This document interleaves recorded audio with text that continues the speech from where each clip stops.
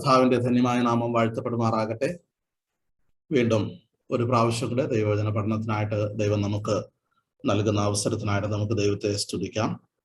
കടന്നു വന്നിരിക്കുന്ന എല്ലാ പ്രിയപ്പെട്ടവർക്കും കർത്താവായ യേശു ക്രിസ്തുവിന്റെ നാമത്തിലുള്ള സ്നേഹവന്ദനങ്ങളെ അറിയിക്കുകയാണ്. കഴിഞ്ഞ ആഴ്ചയിൽ നാം റോമാലേഖനം 9-ാം അധ്യായത്തിൽ നിന്ന് ചില ഭാഗങ്ങൾ ചിന്തിക്കുവാനായിട്ടിടയായി. ഇന്ന് അതിനെ തുടർന്നുള്ള ചില വേദഭാഗങ്ങൾ നമുക്ക് പഠന വിധേയമാക്കാം. നാം കഴിഞ്ഞ ക്ലാസ്സിൽ ചിന്തിച്ച വിഷയം എന്ന് പറയുന്നത്, ദൈവം തന്റെ വാഗ്ദത്തം നിറവേറ്റുന്നതിൽ പരാജയപ്പെട്ടിട്ടില്ല. ദൈവം തന്റെ വാഗ്ദത്തങ്ങളെ ഉപേക്ഷിച്ചിട്ടില്ല. ഇസ്രായേലിനോടുള്ള ബന്ധത്തിൽ അവർ ഇന്ന് മത്സരത്തിലാണെങ്കിലും അവർ ദൈവത്തെ അല്ലെങ്കിൽ ക്രിസ്തുവിനെ മെശിഹയായിട്ട് അംഗീകരിക്കുന്നില്ല എങ്കിൽ തന്നെ പഴയ നിയമത്തിൽ ദൈവം അബ്രഹാമിനോട് ചെയ്ത വാഗ്ദത്തവും ഉടമ്പടിയും ഒന്നും തന്നെ അത് പാഴായി പോയിട്ടില്ല, അത് മാറ്റേണ്ടി വന്നിട്ടില്ല. ദൈവം അത് പൂർത്തീകരിക്കുന്ന ദൈവമാണ് എന്നുള്ള കാര്യമാണ് നാം ചിന്തിച്ചത്. അതൊരു ചോദ്യത്തിന്റെ ഉത്തരം എന്ന നിലയിൽ നാം കഴിഞ്ഞ ക്ലാസ്സിൽ അതിനെ കണ്ടു.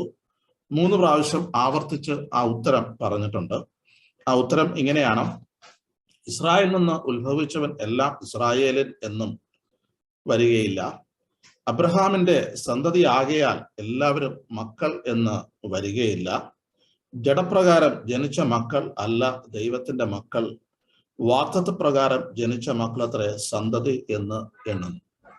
ദൈവം അബ്രഹാമിലൂടെ നൽകിയ സന്തതിയുടെ വാഗ്ദത്തവും അത് മുഖാന്തരം സകല ജാതികളും അനുഗ്രഹിക്കപ്പെടും എന്നുള്ള ദൈവത്തിന്റെ ഉടമ്പടി അത് പാഴായി പോയിട്ടില്ല. അതിന്നും റിലവന്റ് ആണ്, അത് പൂർത്തീകരണത്തിലേക്ക് വരുന്നതാണ്. ദൈവം ആ ഉടമ്പടി വിട്ടിട്ട് മറ്റൊരു ഉടമ്പടിയിലേക്ക് പ്രവേശിച്ചിട്ടില്ല. ദൈവത്തിന്റെ വാഗ്ദത്തങ്ങൾ എത്ര ഉണ്ടെങ്കിലും അത് ക്രിസ്തുവിൽ ഉവ്വ് എന്നത്രേ. ഇപ്പൊ ദൈവം തന്റെ വചനം നിറവേറ്റുക തന്നെ ചെയ്യും. അതിനൊരു മോഡിഫിക്കേഷനോ അതിനൊരു അമെൻമെന്റോ ദൈവം വരുത്തുന്നവനല്ല എന്ന് നാം കഴിഞ്ഞ ക്ലാസ്സിൽ ചിന്തിച്ചു. ഇന്ന് നാം ചിന്തിക്കാൻ പോകുന്നത്, ദൈവം തന്റെ പദ്ധതിയുടെ പൂർത്തീകരണത്തിനായിട്ട് ദൈവം ചില തിരഞ്ഞെടുക്കലുകൾ നടത്തും. ആ തിരഞ്ഞെടുക്കലുകൾ എന്ന് പറയുന്നത് ദൈവത്തിന്റെ പദ്ധതിയുടെ പൂർത്തീകരണത്തിന് അത് സഹായകമായിട്ട് തീരുകയും ചെയ്യും.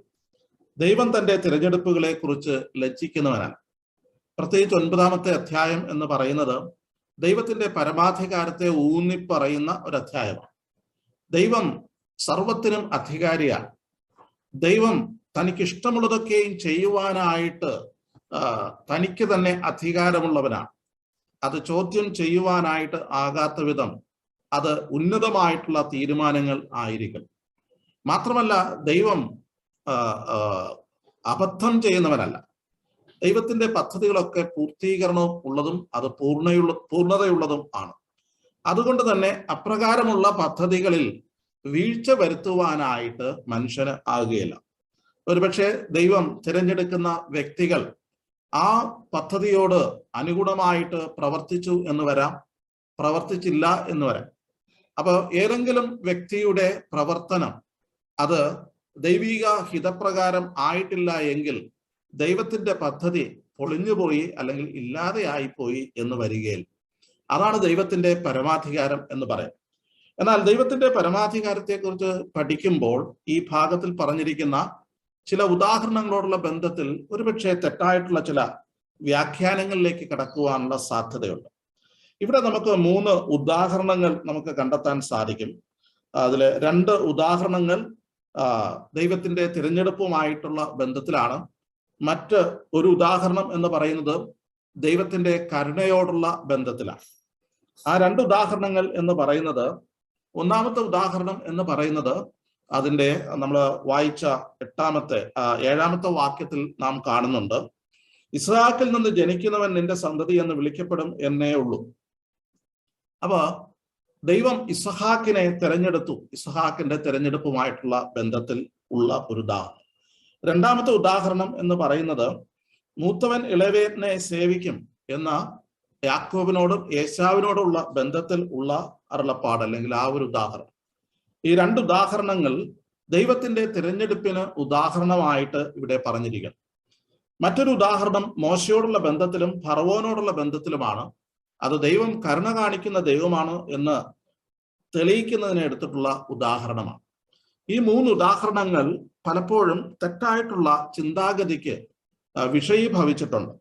പ്രധാനമായിട്ടും ഈ 9-ാമത്തെ അധ്യായത്തെ ദൈവത്തിന്റെ തിരഞ്ഞെടുപ്പിനോടുള്ള ബന്ധത്തിൽ കാൽവിനിസ്റ്റുകൾ എന്ന് അറിയപ്പെടുന്ന ഒരു കൂട്ടർ അതിനെ അവരുടെ ചില തത്വങ്ങൾക്ക് യോജിച്ച നിലയിൽ ഉപയോഗിക്കാറുണ്ട്.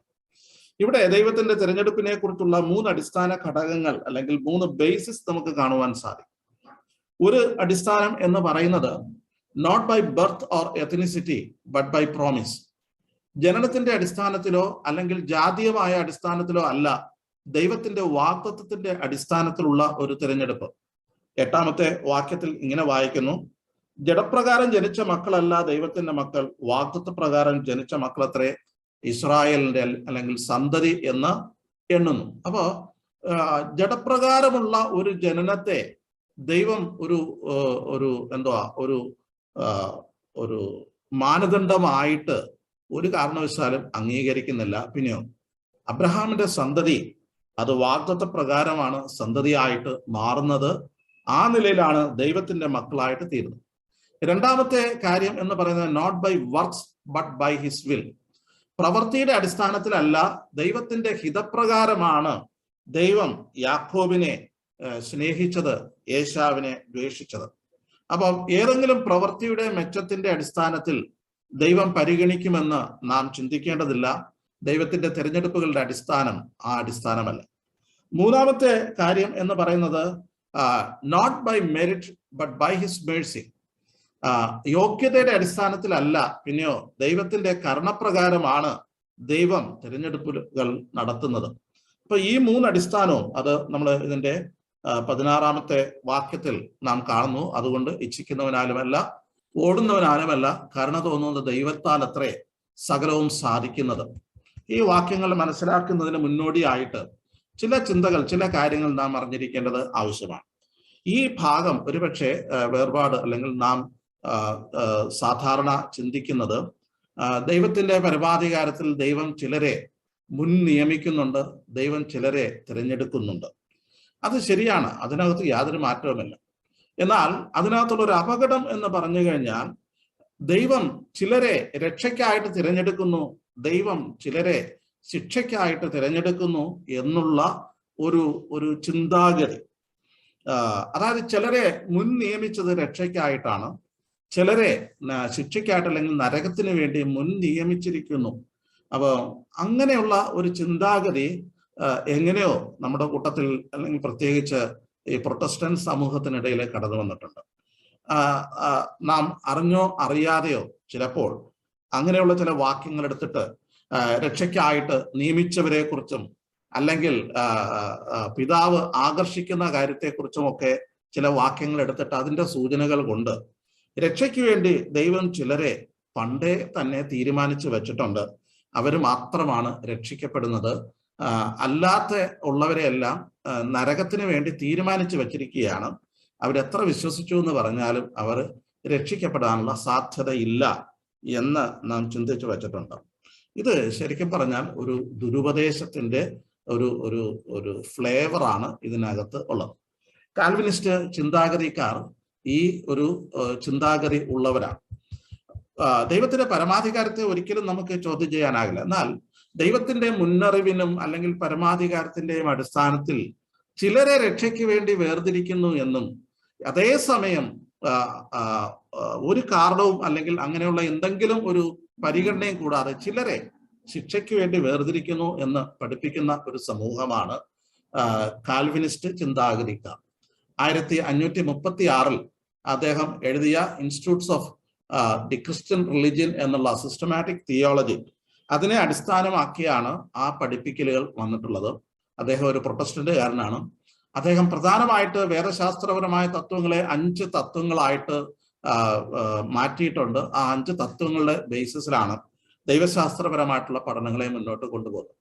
അദ്ദേഹത്തിന്റെ നിർദ്ദേശപ്രകാരം അല്ലെങ്കിൽ പഠിപ്പിക്കൽ അനുസരിച്ച് ആദാം ഹവ്വമാർ പാപം ചെയ്തത് ദൈവം അവരെ അതിനു വേണ്ടിയിട്ട് നിയമിച്ചത് കൊണ്ടാണ്. ദൈവം ആദാമിനെ ഹവ്വയും ഭൂമിയിൽ സൃഷ്ടിച്ചാക്കിയത് അവർ പാപം ചെയ്യാൻ വേണ്ടിയിട്ട് ഉള്ള ഒരു മുൻ നിയമനത്തോടു കൂടിയാണ്.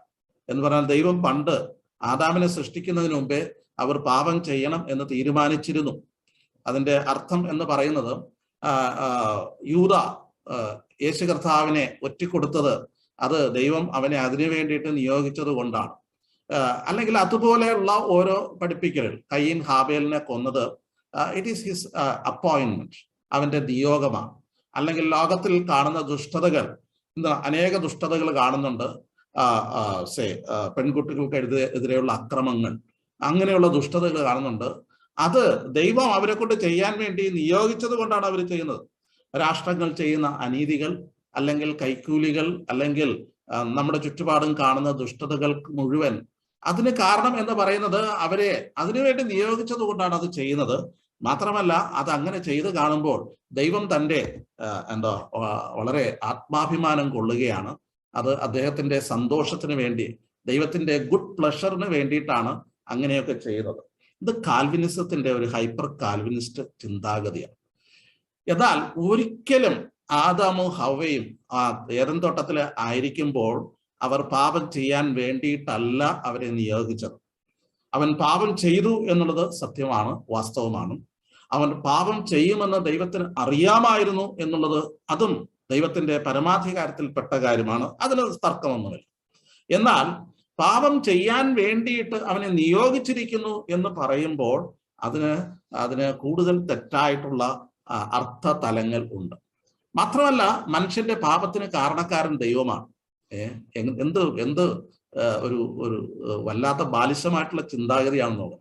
മനുഷ്യന്റെ പാപത്തിന് കാരണക്കാരൻ ദൈവമാണ്. എങ്കിലും ദൈവം അങ്ങനെ പാപത്തിന് നിത്യശിക്ഷ അല്ലെങ്കിൽ നരകശിക്ഷ ദൈവം മനുഷ്യന് നിയോഗിച്ചിരിക്കുന്നു. അപ്പൊ പാപം ചെയ്ത മനുഷ്യന് എന്തുണ്ട്? നരകശിക്ഷ മനുഷ്യൻ അനുഭവിക്കണം.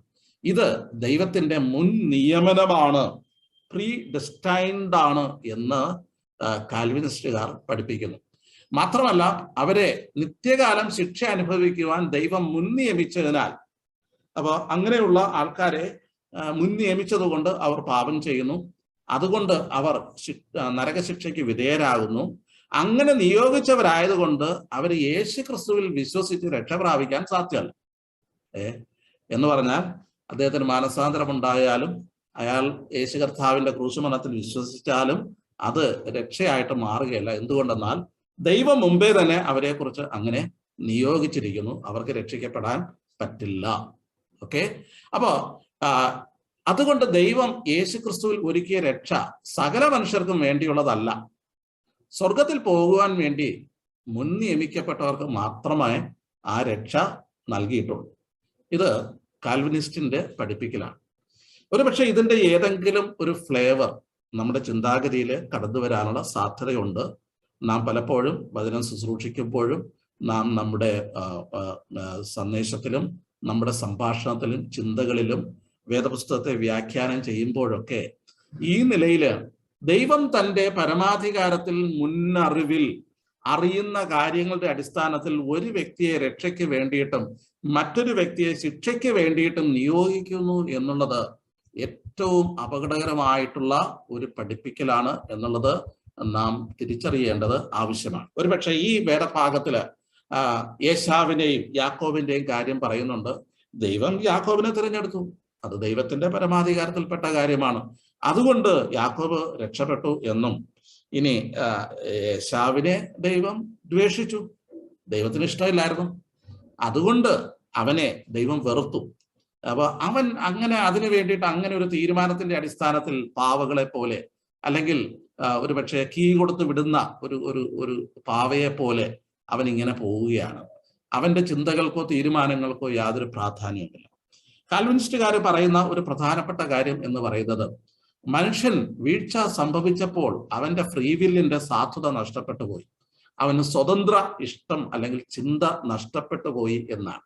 ഫ്രീ വിൽ മനുഷ്യന് ഇല്ല എന്നാണ് അതിന്റെ അർത്ഥം. എന്ന് പറഞ്ഞാൽ മനുഷ്യരെല്ലാം റോബോട്ടുകളാണ്, മനുഷ്യരെല്ലാം പ്രീ ഡിഫൈൻഡ് ആയിട്ടുള്ള ചില പ്രോഗ്രാംഡ് ആയിട്ട് ജീവിക്കുന്നവരാണ് എന്ന് ചിന്തിക്കുന്നവരുണ്ട്. ഇത് ഒരു ദുരുപദേശമാണ്. നമ്മുടെ സമൂഹം അത് പഠിപ്പിക്കുന്നില്ല. പക്ഷെ അറിഞ്ഞോ അറിയാതെയോ ഒരു പക്ഷെങ്കിൽ ഇത്തരത്തിലുള്ള ചിന്താഗതി നമ്മുടെ മനസ്സിൽ കടന്നു വരാനുള്ള സാധ്യത ഉണ്ട് എന്നുള്ളത് നമുക്ക് തള്ളിക്കളയാൻ ആകില്ല. അതുകൊണ്ട് ഈ വേദഭാഗത്തെ നാം ചിന്തിക്കുമ്പോൾ ഈ കാൽവിനിസ്റ്റ് അടിസ്ഥാനത്തിൽ നിന്നുകൊണ്ട് ഇതിനെ ചിന്തിച്ച് കഴിഞ്ഞാൽ അത് അപകടത്തിലേക്ക് പോകുവാൻ സാധ്യത ഉണ്ട്. ഞാനതിൻ്റെ കാൽവിനിസ്റ്റുകളുടെ കൂടുതൽ പഠനങ്ങളും ടോട്ടൽ ഡിപ്രേവിറ്റി, അൺകണ്ടീഷണൽ ഇലക്ഷൻ, അങ്ങനെയുള്ള അവരുടെ 5 തത്വങ്ങൾ ഞാനിപ്പോൾ പറയാനായിട്ട് ഉദ്ദേശിക്കുന്നില്ല. സംക്ഷിപ്തമായിട്ട് പറയുകയാണെങ്കിൽ കാൽവിനിസ്റ്റുകൾ ഈ നിലയിലാണ് ഒരു മനുഷ്യനെ കുറിച്ചും അവരുടെ രക്ഷാപദ്ധതി. മറ്റൊരു പ്രധാനപ്പെട്ട അപകടം എന്ന് പറയുന്നത് യേശു കർത്താവ് ക്രൂശിൽ മരിച്ചത് കുറച്ചു പേർക്ക് വേണ്ടിയിട്ടാണ്, രക്ഷിക്കപ്പെടുന്ന ചിലർക്ക് വേണ്ടിയിട്ട് മാത്രമാണ് യേശു കർത്താവ് ക്രൂശിൽ മരിച്ചത്. അപ്പൊ അങ്ങനെ പറയുമ്പോൾ അതിന്റെ അർത്ഥം യേശു കർത്താവിന്റെ ക്രൂശിലെ മരണം പരിപൂർണതയുള്ളതല്ല, സമ്പൂർത്തി ഉള്ളതല്ല, സദാകാലത്തേക്കും സൽഗുണപൂർത്തി വരുത്തുവാൻ കഴിവുള്ളതല്ല എന്നൊക്കെ വ്യാഖ്യാനിക്കേണ്ടതായിട്ട് വരും. അപ്പൊ ചിലർക്ക് വേണ്ടി, അതായത് പണ്ടെങ്ങാണ്ടോ ദൈവം നിശ്ചയിച്ച കുറച്ചു പേരുണ്ട്, അവർക്ക് രക്ഷിക്കപ്പെടാൻ വേണ്ടിയിട്ട് മാത്രമാണ്, അവരുടെ പാപം പരിഹരിക്കാൻ വേണ്ടിയിട്ട് മാത്രമാണ് യേശു കർത്താവ് ക്രൂശിൽ മരിച്ചത്. ഇതും കാൽവിനിസ്റ്റ് ചിന്താഗതിയുടെ പഠനത്തിന്റെ ഒരു ഭാഗമാണ്. അവരുടെ ചരിത്ര പശ്ചാത്തലങ്ങളിലേക്ക് കടക്കുവാനായിട്ട് ഞാൻ ആഗ്രഹിക്കുന്നില്ല. എന്നാൽ ഈ വിഷയത്തിൽ എന്താണ് നമുക്ക് മനസ്സിലാക്കുവാനായിട്ട് സാധിക്കുന്ന വിഷയം, ഈ പാഠഭാഗം അല്ലെങ്കിൽ റോമാലേഖനം 9-ാം അധ്യായം എന്ന് പറയുന്നത് കാൽവിനിസ്റ്റ് ചിന്തകളെ അല്ലെങ്കിൽ ആ പഠിപ്പിക്കലുകളെ സപ്പോർട്ട് ചെയ്ത അല്ലെങ്കിൽ അതിന് ഉറപ്പ് നൽകുന്ന വേദഭാഗമാണ്. ഒരിക്കലും അല്ല എന്ന് പറയുവാനായിട്ട് എനിക്ക് താല്പര്യമുണ്ട്. അതിന് കാരണം എന്ന് പറയുന്നത്, ഈ അധ്യായത്തിലെ വിഷയം എന്ന് പറയുന്നത് ഇസ്രായേലിനോടുള്ള ബന്ധത്തിൽ ദൈവം വാഗ്ദത്തം ചെയ്ത വാഗ്ദത്തം അത് പൂർത്തീകരിക്കപ്പെടുമോ ഇല്ലയോ, ഇസ്രായേൽ മക്കൾ അല്ലെങ്കിൽ യഹൂദന്മാർ വിശ്വസിക്കാത്തത് നിമിത്തം ദൈവിക പദ്ധതി പാളിപ്പോയോ, ദൈവം തന്റെ വാഗ്ദത്തം നിറവേറ്റുമോ, അബ്രഹാമിനോട് ചെയ്ത വാഗ്ദത്തം പൂർത്തീകരിക്കുമോ, അബ്രഹാമിനോട് വാഗ്ദത്തം ചെയ്ത സന്തതി അത് യേശു കർത്താവിനെ കുറിച്ചാണ്, മശിഹയിലേക്ക് എത്തുമോ, മശിഹയിലൂടെയുള്ള സകല ലോകത്തിന്റെയും രക്ഷ സാധ്യതമാകുമോ എന്നത്. ദൈവത്തിന്റെ പദ്ധതി പൂർത്തീകരിക്കുവാൻ വേണ്ടി ദൈവം തൻ്റെ ഇഷ്ടപ്രകാരം ചിലരെ തിരഞ്ഞെടുക്കുന്നു, ചിലരെ നിയോഗിക്കുന്നു. അവർ അത് നിയോഗം ഏറ്റെടുത്ത് അതിനനുഗുണമായിട്ട് നിന്നു എന്ന് വരാം, അല്ല അതിനെ നിരാകരിച്ചു എന്നും വന്നേക്കാം. അപ്പോൾ അതിന്റെ അടിസ്ഥാനത്തിൽ അവർ രക്ഷിക്കപ്പെട്ടുവെന്നോ അല്ലെങ്കിൽ അവർ ശിക്ഷയിലേക്ക് വിടപ്പെട്ടുവോ എന്നോ തീരുമാനിക്കാനായിട്ട് ഈ വേദഭാഗങ്ങൾ നമ്മെ അനുവദിക്കുന്നത്. ഒരു ഉദാഹരണം പറയുകയാണെങ്കിൽ ഇസഹാക്കുണ്ട്, ഇസ്മായേലുണ്ട്. അതില് അബ്രഹാമിന്റെ സന്തതി എന്ന് പറയുന്നത് ജഡത്താൽ ജനിച്ചവരെല്ലാവരും എന്തല്ല, ശരിക്കുമുള്ള ദൈവത്തിന്റെ മക്കളല്ല. അതിനകത്ത് ആരെയാണ്? ഇസഹാക്കിനെയാണ് സന്തതി എന്ന് വിളിച്ചിരിക്കുന്നത്. എന്ന് പറഞ്ഞാൽ മശിഹായുടെ ജനനത്തിന് വേണ്ടിയിട്ട് ദൈവം ഒരു റേസിനെ, ഒരു പരമ്പരയെ ദൈവം നിയോഗിക്കുമ്പോൾ അതിൻ്റെ ഭാഗഭാക്കായിട്ട് ഈ ഇസഹാക്ക് മാറി എന്നുള്ളത് ദൈവത്തിന്റെ തിരഞ്ഞെടുപ്പിന്റെ ഒരു ശ്രേഷ്ഠതയാണ്. അപ്പൊ ദൈവം ഇസഹാക്കിനെ തിരഞ്ഞെടുത്തത് വാഗ്ദത്ത സന്തതിക്ക് വേണ്ടിയിട്ട് ഒരു ലൈൻ ഉണ്ടാകാനാണ്. ആ നിലയിൽ ഒരു സമൂഹമായിട്ട് അവർ വളരുവാൻ വേണ്ടിയിട്ടാണ്.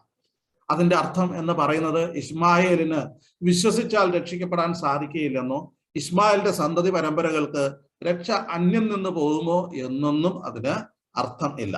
അപ്പൊ ദൈവത്തിന്റെ ആ വാഗ്ദത്തത്തോടുള്ള ബന്ധത്തിൽ ദൈവം അങ്ങനെ ഇസഹാക്കിനെ തിരഞ്ഞെടുത്തു എന്നുള്ളത് വാസ്തവമാണ്. ഇസഹാക്ക് അതിന് അനുഗുണമായിട്ട് പ്രതികരിച്ചത് കൊണ്ട് ആ നിലയിൽ മുന്നോട്ട് നീങ്ങുകയാണ്. അതുപോലെ തന്നെ യാക്കോബിനെ യേശാവിനെ, അതിന്റെ 10-ാമത്തെ വാക്യം, അത്രയുമല്ല റുബേക്കയും നമ്മുടെ പിതാവായ ഇസ്ഹാക്ക് എന്ന ഏകനാൽ ഗർഭം ധരിച്ച് കുട്ടികൾ ജനിക്കുകയോ ഗുണമാകട്ടെ ദോഷമാകട്ടെ ഒന്നും പ്രവർത്തിക്കുകയോ ചെയ്യും മുമ്പേ തിരഞ്ഞെടുപ്പിൻ പ്രകാരമുള്ള ദൈവനിർണയം പ്രവർത്തികൾ നിമിത്തമല്ല വിളിച്ചവന്റെ ഇഷ്ടം നിമിത്തം തന്നെ വരേണ്ടതിന് മൂത്തവൻ ഇളയവനെ സേവിക്കും എന്ന് അവളോട് അരുളി ചെയ്തു. ഞാൻ യാക്കോബിനെ സ്നേഹിച്ച് യേശാവിനെ ദ്വേഷിച്ചിരിക്കുന്നു എന്ന് എഴുതിയിരിക്കുന്നുവല്ലോ. ഇവിടെ അല്പം കൂടെ വളരെ ക്ലോസ് ആയിട്ടുള്ള ഒരു തിരഞ്ഞെടുപ്പ് ദൈവം നടത്തുകയാണ്. അത് യേശാവും യാക്കോബും അവർ ഒരേ പ്രസവത്തിൽ ജനിക്കുന്നവരാണ്, അവർ ഇരട്ടകളാണ്. അവർ തമ്മിൽ വലിയ വൈജാത്യങ്ങളൊന്നും അവരുടെ പ്രവൃത്തികൾ മുഖാന്തരം വെളിപ്പെടുന്നതിന് മുമ്പ് തന്നെ ദൈവം ഒരു തിരഞ്ഞെടുപ്പ് നടത്തുകയാണ്. ഇസ്രായേലിന്റെ രക്ഷയ്ക്കായിട്ട് അല്ലെങ്കിൽ ജനത്തിന്റെ രക്ഷയ്ക്കായിട്ട് വീണ്ടെടുക്കുവാനുള്ള അല്ലെങ്കിൽ വീണ്ടെടുപ്പിനുള്ള മശിഹ പിറക്കുന്നത് ഏത് കുലത്തിലായിരിക്കും? യാക്കോബിന്റെ സന്തതി പരമ്പരയിലായിരിക്കും. അത് ദൈവം എടുത്ത ഒരു ചോയ്സാണ്. അതായത് മശിഹായുടെ ജനനത്തിന് വേണ്ടി ദൈവം ഇസ്രായേലിനെ ഒരുക്കുമ്പോൾ, അബ്രഹാമിന്റെ സന്തതിയെ ഒരുക്കുമ്പോൾ, അതിനകത്ത് ഒരു കണ്ണിയായിട്ട് യാക്കോബ് മാറുന്നുണ്ട്. അത് ദൈവത്തിന്റെ പരമാധികാരത്തിൽപ്പെട്ട തെരഞ്ഞെടുപ്പാണ്. അതിന് ഒരു റീസണും ഒരു മാനുഷിക പരിഗണനയും അവിടെ എന്തില്ല, അവിടെ അപ്ലൈ ചെയ്യുന്നില്ല. പിന്നെ എന്താ? അവരുടെ എന്തെങ്കിലും പ്രവർത്തികൾ നിമിത്തമല്ല. അവർ ജനിക്കുന്നതിന് മുമ്പ് തന്നെ അപ്രകാരം ഒരു ചോയ്സ് ദൈവം നടത്തിയിരിക്കും. അതിന്റെ അർത്ഥം എന്ന് പറയുന്നത് യാക്കോബിനെ രക്ഷിക്കാനായിട്ടും പിന്നെ ഏശാവിനെ ശിക്ഷിക്കാനായിട്ടും അല്ലെങ്കിൽ നരകത്തിന് വേണ്ടിയിട്ടും ദൈവം തിരഞ്ഞെടുത്തു എന്നല്ല. അല്ലെങ്കിൽ ഏശാവിനെ വിശ്വസിക്കാൻ പാടില്ലെന്നോ ഏശാവ് വിശ്വസിച്ചാൽ ദൈവം സ്വീകരിക്കുകയില്ലെന്നോ അല്ല. പിന്നെയോ ഇവിടുത്തെ തിരഞ്ഞെടുപ്പ് മശിഹായുടെ ജനനത്തിന് വേണ്ടി ഒരു പദ്ധതിയിലേക്ക് യാക്കോബിനെ ദൈവം എന്ത് ചെയ്യുകയാണ്? ഒരു ഭാഗമാക്കി തീർക്കുകയാണ്. അതിന്റെ അർത്ഥം യാക്കോബ് രക്ഷിക്കപ്പെട്ടത് കൊണ്ട് അവനെ തിരഞ്ഞെടുത്തുവെന്നോ അല്ലെങ്കിൽ രക്ഷിക്കപ്പെടാൻ സാധ്യതയുള്ളവർ തിരഞ്ഞെടുത്തുകൊണ്ട് അങ്ങനെയുള്ള ആശയത്തിലല്ല. ദൈവം തന്റെ പദ്ധതിക്ക് വേണ്ടി യാക്കോബിനെ നിയോഗിക്കുന്നു. ആ സന്തതി പരമ്പരയിലാണ് അത് പൂർത്തീകരണത്തിലേക്ക് വരുന്നത്. അപ്പൊ ഇവിടുത്തെ തിരഞ്ഞെടുപ്പ് എന്തിനു വേണ്ടിയിട്ടാണ്? ഇസ്ഹാക്കിന്റെയും ഇസ്മായേലിന്റെയും മധ്യയുള്ള തിരഞ്ഞെടുപ്പ് എന്ന് പറയുന്നത് വാഗ്ദത്ത സന്തതിക്ക് വേണ്ടിയിട്ടുള്ള ഒരു തിരഞ്ഞെടുപ്പാണ്. എന്നാൽ ഇവിടെ ഉള്ള ഒരു തിരഞ്ഞെടുപ്പ് ആ സന്തതിയുടെ ഒരു പരമ്പരയ്ക്ക് വേണ്ടിയിട്ടുള്ള തിരഞ്ഞെടുപ്പ് മാത്രമല്ല. ഇവിടെ പറഞ്ഞിട്ടുണ്ട്, അത് ഇവിടെ പറഞ്ഞിരിക്കുന്നത് മൂത്തവൻ ഇളയവനെ സേവിക്കും. ഒരു സേവനത്തിന് വേണ്ടിയിട്ടുള്ള തിരഞ്ഞെടുപ്പാണ് ഇത്. ശരിക്കും പറഞ്ഞു കഴിഞ്ഞാൽ ഉൽപ്പത്തി പുസ്തകത്തിലുണ്ട് എന്ന് മാത്രമല്ല, മലാഖി പ്രവചനം അതിന്റെ 1-ാം അധ്യായം അതിന്റെ 1-2 വാക്യങ്ങളിൽ അതിന്റെ ആ ഭാഗമാണ് ഇവിടെ കോട്ട് ചെയ്തിരിക്കുന്നത്, ഉദ്ധരിച്ചിരിക്കുന്നത്. മലാഖി പ്രവചനത്തില് നാം ഇങ്ങനെ വായിക്കുന്നുണ്ട്: യഹോവയുടെ അരുളപ്പാട്, ഞാൻ നിങ്ങളെ സ്നേഹിക്കുന്നു എന്ന് അരുളി ചെയ്യുന്നു. എന്നാൽ നീ ഞങ്ങളെ ഏതിനാൽ സ്നേഹിക്കുന്നു എന്ന് ചോദിക്കുന്നു. അതിന് മറുപടിയായിട്ട് ദൈവം പറയുന്ന ഒരു ഉദാഹരണമാണ്: ഏശാവ് യാക്കോബിന്റെ സഹോദരനല്ലയോ? എങ്കിലും ഞാൻ യാക്കോബിനെ സ്നേഹിക്കുന്നു എന്ന് യഹോവയുടെ അരുളപ്പാട്. എന്നാൽ ഏശാവിനെ ഞാൻ ദ്വേഷിച്ച് അവന്റെ പർവ്വതങ്ങളെ ശൂന്യമാക്കി അവന്റെ അവകാശത്തെ മരുഭൂമിയിൽ കുറുനരികൾക്ക് കൊടുത്തിരിക്കുന്നു. ഇതാ ഇസ്രായേൽ അല്ലെങ്കിൽ യഹൂദ ജനം ദൈവത്തോട് ചോദിക്കുകയാണ്. ഇസ്രായേൽ ജനം ദൈവത്തോട് ചോദിക്കുകയാണ്, നീ ഏതിനാൽ ഞങ്ങളെ സ്നേഹിക്കുന്നു? അതിന് മറുപടിയായിട്ട് കർത്താവ് പറയുകയാണ്, എന്താ? ഏശാവും യാക്കോബും ഇരട്ടകളാണ്, അവർ സഹോദരന്മാരാണ്.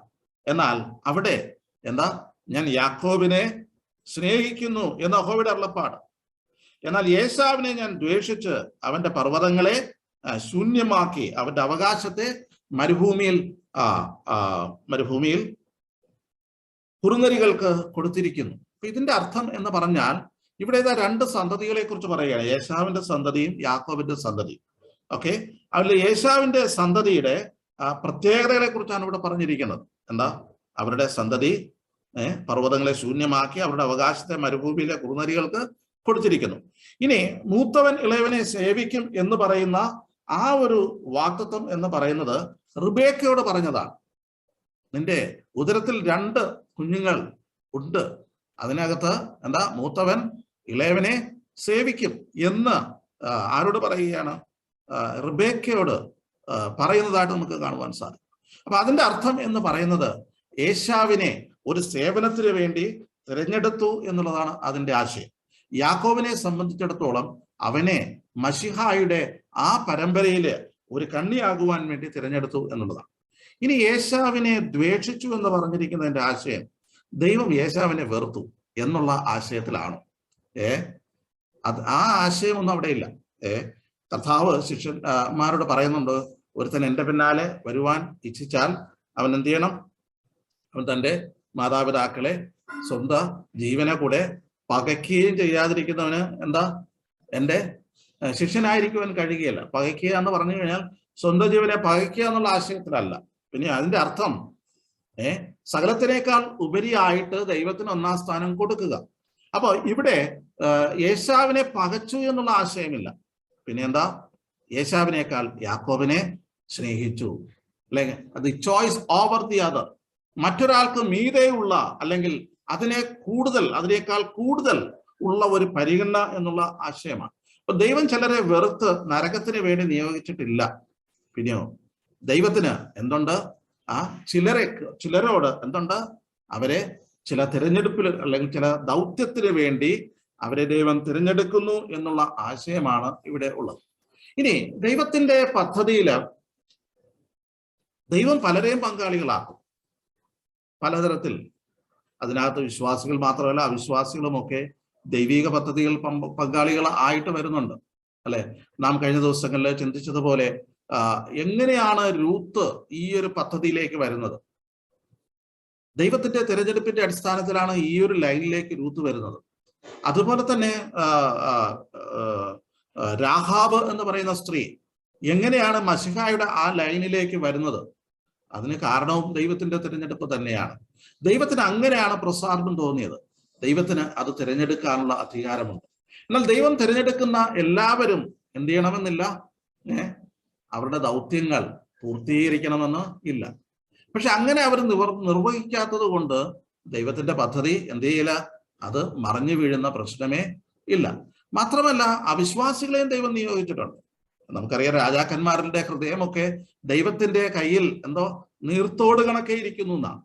അപ്പൊ ഭൂമിയിലെ രാജാക്കന്മാരുടെ ഹൃദയങ്ങളെയൊക്കെ ഏത് നിലയിലും മാറ്റുവാനും മറിക്കുവാനും ഒക്കെ ദൈവത്തിന് സാധ്യതയുണ്ട്. നെബൂഖദ്നേസറിനോടുള്ള ബന്ധത്തിൽ അവന്റെ ഹൃദയത്തെ മാറ്റുവാനും മറിക്കുവാനും അവന്റെ പ്രവർത്തനങ്ങളെ നിയന്ത്രിക്കുവാനും പരമാധികാരി എന്നുള്ള നിലയിൽ ദൈവത്തിന് അവകാശമുണ്ട്. അതിന്റെ അർത്ഥം നെബൂഖദ്നേസർ രക്ഷിക്കപ്പെട്ടവനെന്നോ അവൻ സ്വർഗത്തിന് അവകാശിയായോ എന്നുള്ള അർത്ഥത്തിലൊന്നുമല്ല. ആ ഭൂമിയിലെ ദൗത്യത്തിന് വേണ്ടി ദൈവം മനുഷ്യരെ നിയോഗിക്കുന്നുണ്ട്. ചിലർ അനുസരിക്കുന്നുണ്ട്, ചിലർ അനുസരിക്കുന്നില്ല, ചിലർ മത്സരിക്കുന്നുണ്ട്, മറുതലിക്കുന്നുണ്ട്. അതുകൊണ്ട് ദൈവത്തിന്റെ പദ്ധതികൾ അത് ഇല്ലാതെ ആയിപ്പോയും എന്ന് വരികയില്ല. മാത്രമല്ല, എന്നെ അതിശയിപ്പിച്ച ഒരു വസ്തുത എന്ന് പറയുന്നത് യെശയ്യാപ്രവചനം 45-ാം അധ്യായം അതിന്റെ 1-ാമത്തെ വാക്യത്തിൽ ഒരു വിജാതീയ രാജാവിനെ കുറിച്ച് അവിടെ പ്രത്യേകിച്ച് ചില പരാമർശങ്ങൾ നടത്തുന്നുണ്ട്. യെശയ്യാപ്രവചനം 45-ാം അധ്യായം 1-ാമത്തെ വാക്യത്തിൽ അവിടെ കോരശ് രാജാവിനെ കുറിച്ച് അദ്ദേഹത്തിന്റെ പേര് പറഞ്ഞിട്ട് ജനനത്തിന് മുമ്പേ പ്രവചനം നൽകിയിരിക്കുകയാണ്. 45-ാം അധ്യായം 1-ാമത്തെ വാക്യം. യഹോവ തന്റെ അഭിഷിക്തനായ കോരശിനോട് ഇപ്രകാരം അരുളി ചെയ്തു: അവന് ജാതികളെ കീഴടക്കി രാജാക്കന്മാരുടെ അരക്കച്ചകളെ അഴിക്കേണ്ടതിന്, കഥകൾ അവന് തുറന്നിരിക്കേണ്ടതിനും വാതിലുകൾ അടയാതിരിക്കേണ്ടതിനും ഞാൻ അവന്റെ വലങ്കൈ പിടിച്ചിരിക്കുന്നു. ഞാൻ നിനക്ക് മുമ്പായി ചെന്ന് ദുർഘടങ്ങളെ നിരപ്പാക്കുകയും താമ്രവാതിലുകളെ തകർത്ത് ഇരുമ്പോടാമ്പലുകളെ ഖണ്ഡിച്ചു കളയുകയും ചെയ്യും. ഞാൻ നിന്നെ പേർ ചൊല്ലി വിളിച്ചിരിക്കുന്നു. വിളിക്കുന്ന ഞാൻ യഹോവ, ഇസ്രായേലിന്റെ ദൈവം തന്നെ എന്ന് നീ അറിയേണ്ടതിന് ഞാൻ നിനക്ക് ഇരുട്ടിലെ നിക്ഷേപങ്ങളെയും പറ്റുമൊക്കെ തരും. കോരശ് രാജാവിനെ എഴുന്നേൽപ്പിച്ച് ബാബേൽ രാജ്യത്തിനെതിരെ യുദ്ധം ചെയ്യാനായിട്ടും അവരെ കീഴടക്കുവാനായിട്ടും ദൈവം അവനെ തിരഞ്ഞെടുത്തപ്പോൾ എന്റെ അഭിഷിക്തനായ കോരശ് എന്നാണ് പറഞ്ഞത്. എന്റെ പ്രത്യേക നിയോഗം ലഭിച്ചവനാണ്. ഇനി അതിന്റെ തൊട്ട് മുകളിലുള്ള വാക്യം നമ്മൾ നോക്കിയാൽ യെശയ്യാപ്രവചനം 44-ന്റെ അവസാനത്തെ വാക്യം: കോരശ് എന്റെ ഇടയൻ, അവൻ എന്റെ ഹിതമൊക്കെ നിവർത്തിക്കും എന്നും യെരൂശലേം പണിയപ്പെടും, മന്ദിരത്തിന് അടിസ്ഥാനമിടും എന്നും ഞാൻ കൽപ്പിക്കുന്നു. കോരശ് എന്റെ ഇടയൻ. അപ്പോ ഇതിന്റെ അർത്ഥം നമുക്കറിയാം. ബാബേൽ പ്രവാസം കഴിഞ്ഞിട്ട് കോരശ് രാജാവിന്റെ കൽപ്പന പ്രകാരമാണ് യഹൂദന്മാര് അവിടെ നിന്ന് മടങ്ങി, പ്രവാസത്തിൽ നിന്ന് മടങ്ങി ഇസ്രായേലിലേക്ക്, യെരൂശലേമിലേക്ക് കടന്നു വരുന്നത്. അവിടെ മതിൽ പണിയുവാനും ദൈവാലയം പണിയുവാനും അവിടെ എല്ലാ സുരക്ഷിതത്വത്തിനും വേണ്ടി എല്ലാ സംവിധാനങ്ങളും കോരശ് ചെയ്യുന്നുണ്ട്. അപ്പൊ അതിനുവേണ്ടി കോരശിനെ എഴുന്നേൽപ്പിക്കുമ്പോൾ ബാബേലിനെ എങ്ങനെ തകർക്കണമെന്നും അതിനു വേണ്ടിയിട്ട് ദൈവം അവന് വഴികളെ ഒരുക്കുന്നതായിട്ട് കാണുവാൻ സാധിക്കും. അപ്പൊ ദൈവം തിരഞ്ഞെടുത്ത ഒരു രാജാവാണ് കോരശ് രാജാവ്. അവനെ എന്റെ ഇടയനെന്നും അവനെ എന്റെ അഭിഷിക്തനെന്നും ഒക്കെ ദൈവം വചനത്തിൽ പറയുന്നുണ്ട്. അതിന്റെ അർത്ഥം എന്താ? ദൈവത്തിന്റെ തിരഞ്ഞെടുപ്പ് ഒരു ശുശ്രൂഷയ്ക്ക് വേണ്ടിയിട്ടാണ്.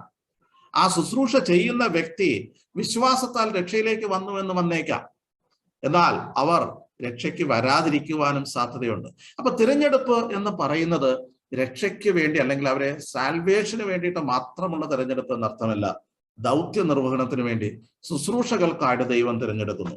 അതുകൊണ്ട് തന്നെ ഇവിടെ യാക്കോബിന്റെയും ഏശാവിന്റെയും തിരഞ്ഞെടുപ്പുമായിട്ട് ബന്ധപ്പെട്ട് യാക്കോബിനെ രക്ഷയ്ക്കായിട്ട് തിരഞ്ഞെടുക്കുകയും ഏശാവിനെ നരകത്തിന് വേണ്ടി തിരഞ്ഞെടുത്തുവെന്നും വ്യാഖ്യാനിക്കുന്നത് ഈ വചനത്തിന്റെ കോണ്ടെക്സ്റ്റിന് ചേരുന്നതല്ല. ദൈവം പ്രപഞ്ചത്തിന്റെ പരമാധികാരിയാണ്.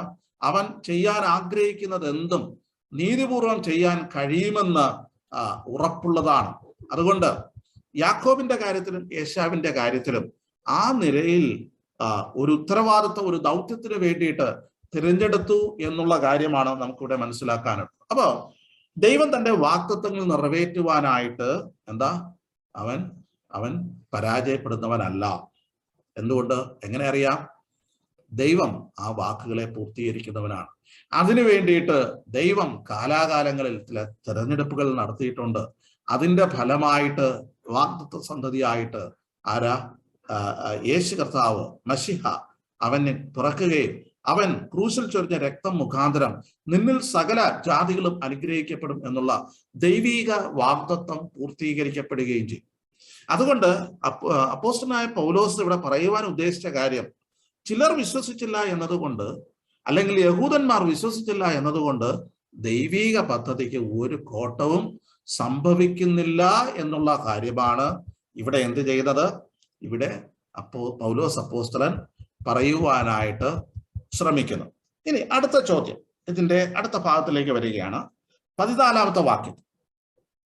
ആകയാൽ നാം എന്ത് പറയണ്ടു? ദൈവത്തിന്റെ പക്കൽ അനീതിയുണ്ടോ? ഒരു നാളും ഇല്ല. ഇങ്ങനെ തിരഞ്ഞെടുപ്പൊക്കെ നടത്തുമ്പോൾ ദൈവം അനീതിക്കാരനാണല്ലോ, ദൈവം പാർഷ്യാലിറ്റി കാണിക്കുന്നവനാണല്ലോ. എന്നാൽ ഉത്തരം അവിടെ തന്നെ പറയുന്നുണ്ട്, ഒരിക്കലുമില്ല. എന്ന് പറഞ്ഞാൽ ദൈവം തന്റെ പദ്ധതികൾ ചിലരെ നിയോഗിക്കുന്നത് കൊണ്ട് ആ നിയോഗം കിട്ടാത്തവർക്ക് അവരോട് ദൈവം അനീതി കാണിച്ചു എന്ന് ഒരു കാരണവശാലും പറയാൻ സാധ്യത. അവർക്കും രക്ഷ പ്രാപിക്കാനുള്ള സാഹചര്യം, അല്ലെങ്കിൽ വിശ്വസിക്കുവാനുള്ള സാവകാശം, അവർക്കും ദൈവീക പദ്ധതിയിൽ കടന്നു വരുവാനുള്ള സാവകാശം അവരുടെ മുമ്പാകെ ഓപ്പണാണ്. നിന്നിൽ സകല ജാതികളും അനുഗ്രഹിക്കപ്പെടുമെന്നുള്ള ആ പൊതുവിലുള്ള ആ വാഗ്ദത്തത്തിന്റെ അടിസ്ഥാനത്തിൽ സകല മനുഷ്യർക്കും ദൈവം നീതി നിർവഹിച്ചിരിക്കുകയാണ്. സകല മനുഷ്യരെയും അതിലേക്ക് ആഹ്വാനം ചെയ്യുകയാണ്. അപ്പൊ അതിനകത്ത് ദൈവം ചില പദ്ധതിക്ക് വേണ്ടി ചിലരെ നിയോഗിച്ചത് കൊണ്ട് അതൊരു തടസ്സമായിട്ട് തീരുന്നില്ല. എന്ന വ്യക്തിയെ ദൈവം ഒരു ദൗത്യത്തിനു വേണ്ടി നിയോഗിച്ചത് കൊണ്ട് ബി എന്ന വ്യക്തി രക്ഷിക്കപ്പെടാതിരിക്കുന്നു എന്ന് പറയുവാൻ സാധ്യത. എന്നുള്ള വ്യക്തിയെ ഒരു ദൗത്യത്തിന് വേണ്ടി വേർതിരിച്ചതുകൊണ്ട് സി എന്ന വ്യക്തിക്ക് ദൈവത്തെ കാണാൻ സാധിച്ചില്ല എന്ന് പറയാൻ സാധ്യമല്ല. നാം നേരത്തെ പറഞ്ഞ വാക്യത്തിൽ തന്നെ ഏശാവ്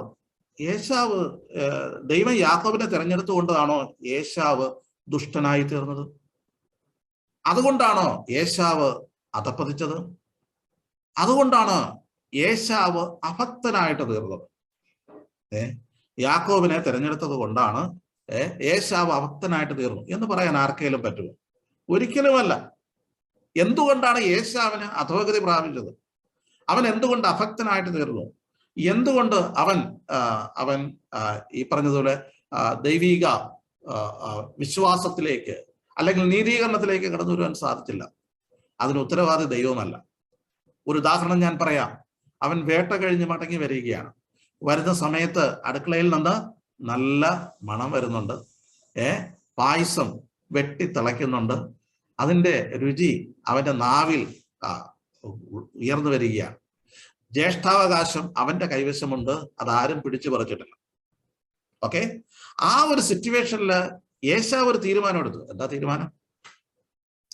തീരുമാനം? ഈ നിസ്സാരമായിട്ടുള്ള ജ്യേഷ്ഠാവകാശം എനിക്ക് എന്തിന്? ഞാനിതാ വിശപ്പ് കൊണ്ട് മരിക്കുന്നു. അതുകൊണ്ട് നേരെ ചെന്ന് യാക്കോബിനോട് ഡീൽ ചെയ്യുകയാണ്. എനിക്ക് പായസം അല്പം തരണം, ഞാൻ വിശപ്പ് കൊണ്ട് മരിക്കുകയാണ്, എനിക്ക് പായസം തരണം. അപ്പൊ യാക്കോബ് ഒരു ഓഫർ വെച്ചു. എന്താ ഓഫർ? പായസം തരാം, പക്ഷെ ഒരു കാര്യം ചെയ്യണം, നീ പ്രതിജ്ഞ ചെയ്ത് നിന്റെ ജ്യേഷ്ഠാവകാശം എനിക്ക് തരണം. ഒരു തീരുമാനമെടുക്കുവാൻ ഏശാവ് നിർബന്ധിക്കപ്പെടുകയാണ്. ഏശാവിന് പല തീരുമാനങ്ങൾ എടുക്കാമായിരുന്നു. എന്താ ചോയ്സ്? ഒന്നുകിൽ വിശന്നുകൊണ്ട് ജ്യേഷ്ഠാവകാശത്തെ മുറുകെ പിടിക്കാം. 2 എന്ന് പറയുന്നത് ജ്യേഷ്ഠാവകാശം നിരാകരിച്ചുകൊണ്ട് എന്ത് ചെയ്യാം?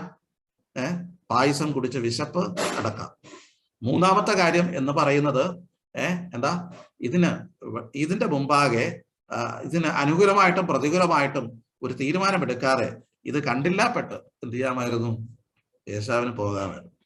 എന്നാൽ അവിടെ ഏശാവ് തൻ്റെ ജ്യേഷ്ഠാവകാശത്തെ എന്ത് ചെയ്തു? വിലമതിച്ചില്ല. അത് അവൻ നിസ്സാരവൽക്കരിച്ചു.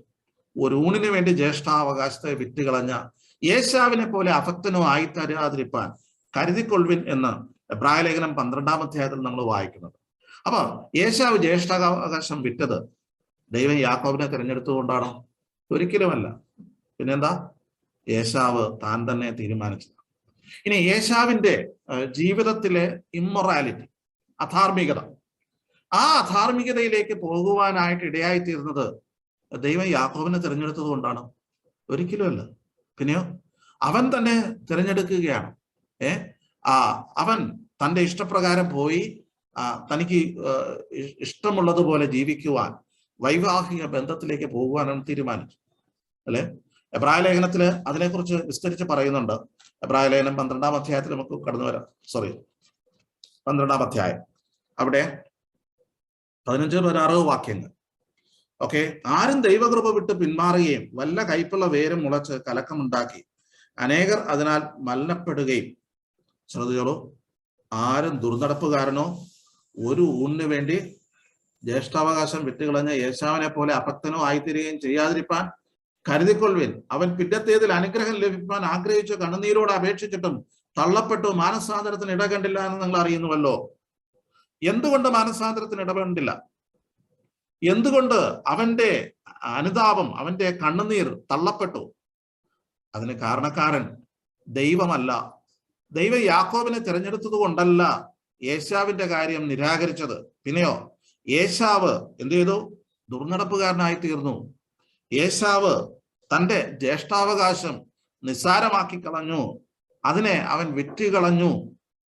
അപ്പോ ദൈവ നിയോഗങ്ങളെ കാറ്റിൽ പറത്തിക്കൊണ്ട് അനുസരണക്കേടിനാൽ അല്ലെങ്കിൽ ജഡത്തിന്റെ ഉല്ലാസങ്ങൾക്ക് വേണ്ടി അതിനെ വിനിയോഗിച്ച് സ്വന്തം ഇഷ്ടപ്രകാരം നടന്ന തീരുമാനങ്ങൾ എടുത്ത വ്യക്തി എന്നുള്ള നിലയിൽ എന്താ, അവന്റെ കരച്ചിലിന് ഫലമുണ്ടായില്ല എന്നുള്ളതാണ് മനസ്സിലാക്കേണ്ടത്. അല്ലാതെ യാക്കോബിനെ തിരഞ്ഞെടുത്തത് ഒരിക്കലും ഏശാവിനെ നീതീകരിക്കപ്പെടുവാനായിട്ട് തടസ്സമായിട്ട് തീർന്നിരുന്നില്ല എന്നുള്ളത് നാം അറിയേണ്ടത് ആവശ്യമാണ്.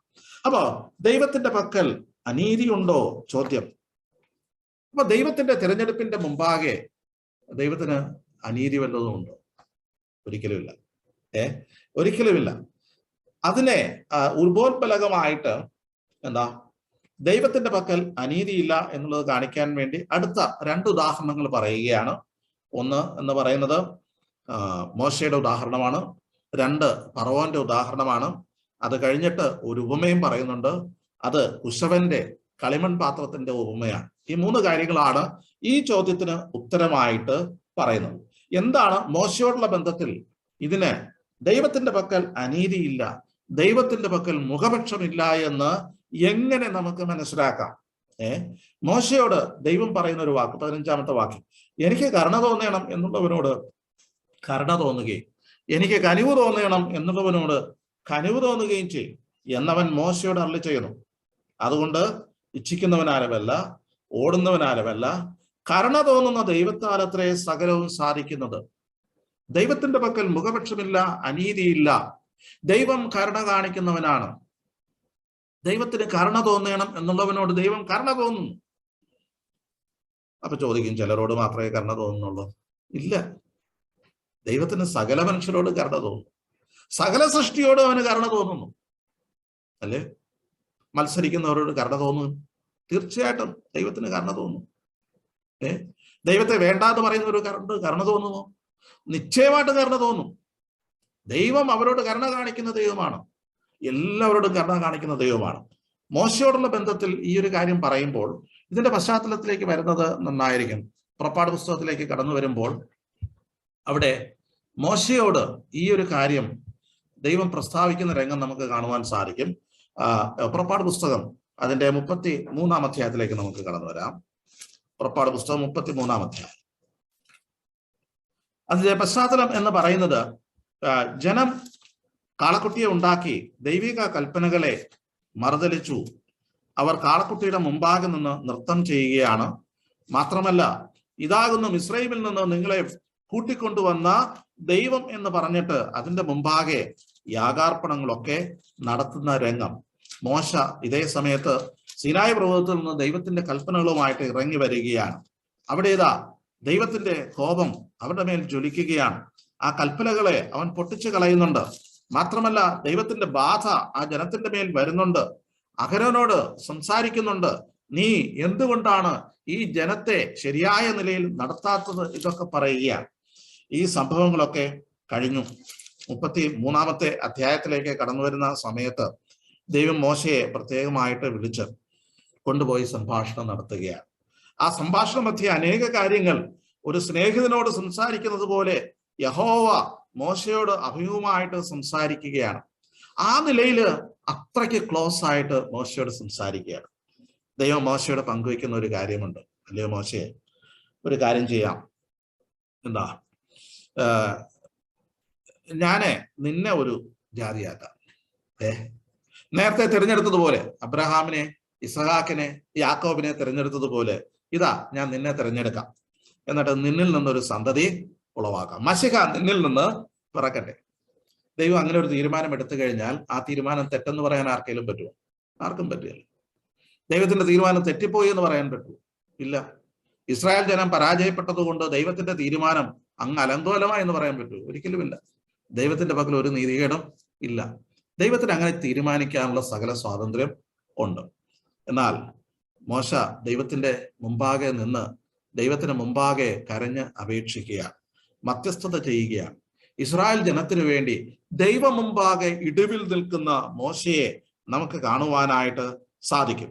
ഓക്കെ, ആ നിലയിൽ മോശ ദൈവത്തോട് പറയുകയാണ്. 33-ാം അധ്യായം 14-ാമത്തെ വാക്യം. അതിനവൻ, നിന്റെ സാന്നിധ്യം, എന്റെ സാന്നിധ്യം നിന്നോടുകൂടെ പോരും, ഞാനും നിനക്ക് സ്വസ്ഥത നൽകുമെന്ന് അരുളി ചെയ്തു. ആഹാ, ഞാൻ നിന്നോടുകൂടെ പോരും, എന്റെ സാന്നിധ്യം നിന്നോടുകൂടെ പോരും, നിനക്ക് ഞാൻ സ്വസ്ഥത നൽകും എന്ന് പറഞ്ഞാൽ I will give you rest എന്ന് പറഞ്ഞാൽ അതിന്റെ അർത്ഥം നിന്നിൽ ഒരു റെസ്റ്റ് ഞാൻ സ്ഥാപിക്കും. അതിന്റെ അർത്ഥം മശിഹയിലൂടെയുള്ള ആ റെസ്റ്റും, ദൈവമക്കൾക്ക് അവശേഷിച്ചിരിക്കുന്ന ആ റെസ്റ്റ് ഉണ്ടല്ലോ, അത് അബ്രഹാമിനോട് വാഗ്ദത്തം ചെയ്തതാണ്. അത് ഞാൻ നിന്നിലൂടെ ആ റെസ്റ്റിലേക്ക് പോകാം. മോശ ദൈവത്തോട് പറയുകയാണ്. 15-ാമത്തെ വാക്യം. അവനോട്, തിരുസാന്നിധ്യം എന്നോടുകൂടെ പോരുന്നില്ല എങ്കിൽ ഞങ്ങളെ എവിടെ നിന്ന് പുറപ്പെടുവിക്കരുതേ. എന്നോടും എന്റെ ജനത്തോടും കൃപയുണ്ടെന്ന് ഏതിനാൽ അറിയും? നീ ഞങ്ങളോടുകൂടെ പോരുന്നതിനാലല്ലയോ? നീ എന്റെ കൂടെ പോരുന്നതിനാലല്ല, നീ ഞങ്ങളോടുകൂടെ ഇസ്രായേൽ ജനത്തോടുകൂടെ പോരുന്നതിനാലാണ് നിനക്ക് എന്നോട് കൃപയുണ്ട്, നിനക്ക് ഞങ്ങളോട് കൃപയുണ്ട്, കരുണയുണ്ട് എന്ന് ഞങ്ങൾ അറിയുമാറാകുന്നത്. ഓക്കെ, അങ്ങനെ ഞാനും നിന്റെ ജനവും ഭൂതലത്തിലുള്ള സകല ജാതികളും വെച്ച് വിശേഷതയുള്ളവരായിരിക്കും എന്ന് പറഞ്ഞു. അപ്പൊ അതിന്റെ അർത്ഥം എന്ന് പറഞ്ഞു കഴിഞ്ഞാൽ, ഈ ജനത്തെ എന്ത് ചെയ്യരുത്? നീ ഉപേക്ഷിച്ച് കളയരുത്. ഇവരോട് നീ കരുണ കാണിക്കണം, നീ ഞങ്ങളോടുകൂടെ പോരേണം എന്ന് പറയുകയാണ്. യഹോവ മോശയോട്, നീ പറഞ്ഞ ഈ വാക്ക് പോലെ ഞാൻ ചെയ്യും. ഈ വാക്ക് പോലെ ഞാൻ ചെയ്യും. ഇവിടെ ദൈവം കരുണ കാണിച്ചിരിക്കുകയാണ്, കൃപ കാണിച്ചിരിക്കുകയാണ്. ആരോടാണ് കരുണ കാണിച്ചിരിക്കുന്നത്? മോശയോട് മാത്രമല്ല. മത്സരിച്ച, കാളക്കുട്ടിയെ ഉണ്ടാക്കി ഇതാണ് നിന്റെ ദൈവം എന്ന് പറഞ്ഞിട്ട് ആരാധിച്ച ഈ സമൂഹത്തോട്, വിഗ്രഹാരാധനയിലേക്ക് പോയ ഈ സമൂഹത്തോടും ദൈവം കരുണ കാണിച്ചിരിക്കുകയാണ്. ഓക്കെ, നീ പറഞ്ഞ വാക്ക് പോലെ ഞാൻ ചെയ്യും, എനിക്ക് നിന്നോട് കൃപ തോന്നിയിരിക്കുന്നു. അപ്പോ ദൈവം കരുണ കാണിച്ചത് കേവലം ആരോട് മാത്രമല്ല, മോശയോട് മാത്രമല്ല, ഈ പാപം ചെയ്ത വിഗ്രഹാരാധികളായ ഇസ്രായേലിനോട് ദൈവ കരുണ കാണിച്ചിരിക്കും. വീണ്ടും ഇത് കഴിഞ്ഞതിന് ശേഷം ദൈവത്തിന്, മോശയ്ക്ക് ദൈവത്തോടുള്ള ആ വലിയ സ്നേഹം, ആ വലിയ ഇഷ്ടം കൂടിയിട്ട് ദൈവത്തോട് പറയുകയാണ്. എന്താ? ഞാൻ നിന്നെ അടുത്തറിഞ്ഞിരിക്കുന്നു എന്ന് അരുളി ചെയ്തു. അപ്പോൾ അവൻ, നിന്റെ തേജസ് എനിക്ക് കാണിച്ചു തരണമേ എന്ന് പേടിച്ചു. അതിനവൻ, ഞാൻ എൻ്റെ മഹിമ ഒക്കെ നിന്റെ മുമ്പാകെ കടക്കുമാറാക്കി യഹോവയുടെ നാമത്തെ നിന്റെ മുമ്പാകെ ഘോഷിക്കും. കൃപ ചെയ്യുവാൻ എനിക്ക് മനസ്സുള്ളവനോട് ഞാൻ കൃപ ചെയ്യും, കരുണ കാണിപ്പാൻ എനിക്ക് മനസ്സുള്ളവനോട് ഞാൻ കരുണ കാണിക്കും എന്ന് അരുളി ചെയ്തു. ഈ വാക്യമാണ് ഈ റോമാലേഖനത്തില് ഉദ്ധരിച്ചിരിക്കുന്ന വാക്യം. ഇവിടെ നമുക്ക് പെട്ടെന്ന് തോന്നുന്നത് മോശയോട് കരുണ കാണിച്ചിരിക്കുന്നു. ശരിയാണ്, മോശയോട് കരുണ കാണിച്ചിട്ടാണ് മോശയുടെ മുമ്പാകെ ദൈവം തന്റെ തേജസ് കടക്കുമാറാക്കുന്നത്. മോശയോട് മാത്രമല്ല ദൈവം കരുണ കാണിച്ചത്, ഈ ഇസ്രായേൽ ജനത്തോടും ദൈവം കരുണ കാണിച്ചിരിക്കുന്നു എന്നുള്ളത് നാം അറിയേണ്ടതാണ്. അപ്പോ ദൈവം എന്തുകൊണ്ട് ഇങ്ങനെ ഒരു തീരുമാനമെടുത്തു? മോശ പറഞ്ഞതുപോലെ ദൈവം ചെയ്തു. മോശയുടെ മിടുക്കുകൊണ്ടാണോ? നിന്റെ മുമ്പാകെ എന്റെ തേജസ് ഞാൻ കടക്കുമാറാക്കുമെന്ന് മോശയോട് പറഞ്ഞത് മോശ ഒരു നായകനായതുകൊണ്ടാണ്. ഇത്രയും കാലം നേരോടുകൂടെ ഈ ജനത്തെ നയിച്ചത് കൊണ്ടാണ്. മോശയുടെ ചില ക്രെഡിബിലിറ്റി കൊണ്ടാണ്? നോവേ, ഒരിക്കലുമല്ല. പിന്നെയോ മോശയുടെ ദൈവത്തിന് കരുണ തോന്നി, അല്ലെ? മോശയുടെ അപേക്ഷയോട് അനുകൂലമായിട്ട് പ്രതികരിക്കുവാൻ ദൈവത്തിന് തോന്നി. ഇസ്രായേൽ ജനത്തോടും ദൈവത്തിന് കരുണ തോന്നി. എന്തുകൊണ്ടാ? അവർ മിടുക്കരായത് കൊണ്ടാണോ? ഇല്ല, ദൈവം തന്റെ കരുണ അവരുടെ മേൽ ദീർഘമാക്കിയിരിക്കുക. അപ്പോ ദൈവം കരുണ കാണിക്കുന്നതിന്റെ കാരണം എന്ന് പറയുന്നത് എന്തെങ്കിലും ക്രെഡിബിൾ ആയിട്ടുള്ള യോഗ്യത അവനിലോ ആ സമൂഹത്തിലോ ഉണ്ട് എന്നതുകൊണ്ടല്ല. ഇനി റോമാലേഖനത്തിലേക്ക് കടന്നു വരിക. ഓക്കെ, എനിക്ക് കരുണ തോന്നണം എന്നുള്ളവനോട് കരുണ തോന്നുകയും എനിക്ക് കനിവ് തോന്നണം എന്നുള്ളവനോട് കനിവ് തോന്നുകയും ചെയ്യും എന്ന് അവൻ മോശയോട് അരുളി ചെയ്യുന്നു.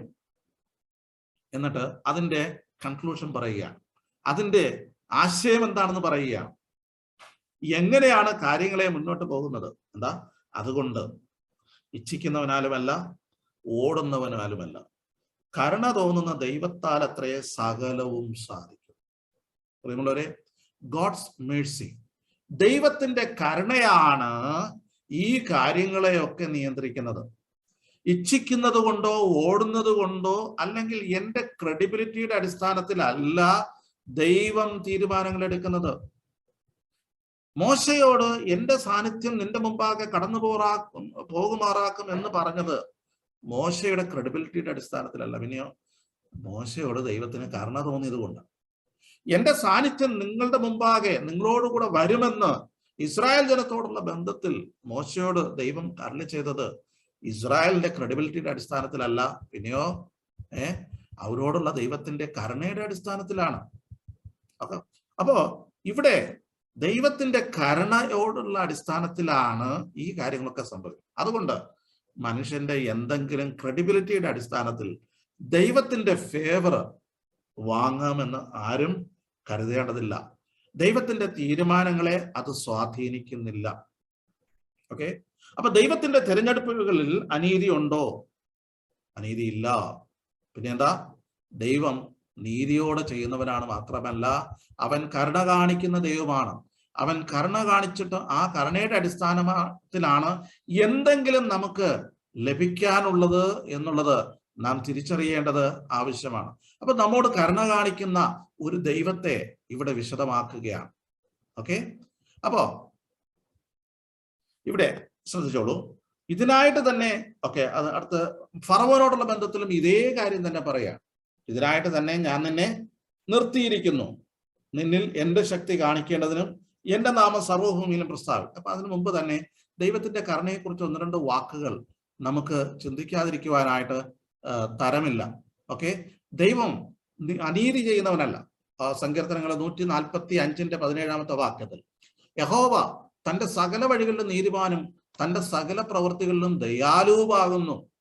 ഓക്കെ, ആവർത്തന പുസ്തകം 32:4 വാക്യത്തിൽ അവൻ പാറ, അവന്റെ പ്രവൃത്തി അത്യുത്തമം, അവന്റെ വഴികളൊക്കെ ന്യായം, അവൻ വിശ്വസ്തതയുള്ള ദൈവം, അവൻ വ്യാജമില്ലാത്തവൻ, നീതിയും നേരുമുള്ളവൻ തന്നെ.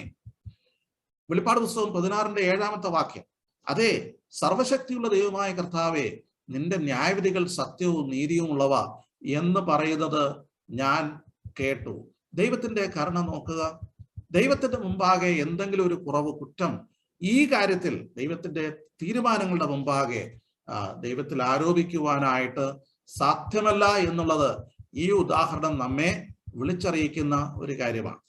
മത്തായി സുവിശേഷം 20 അധ്യായം 1 മുതൽ 16 വരെയുള്ള വാക്യത്തിൽ ഒരു മുന്തിരിത്തോട്ടത്തിലെ ഒരു യജമാനൻ ദാസന്മാരെ വിളിച്ചാക്കുന്ന ഒരു കാര്യത്തെക്കുറിച്ചുള്ള ഒരു ഉപമ പറയുന്നുണ്ട്. അവിടെ 6 മണി നേരത്തും അതുപോലെ തന്നെ 1 മണി നേരത്തും അതുപോലെ തന്നെ 10-ാം മണി നേരത്തും ഒക്കെ എന്ത് ചെയ്യുന്നു? ദാസന്മാരെ വിളിച്ച് മുന്തിരിത്തോട്ടത്തിലാക്കുന്നുണ്ട്.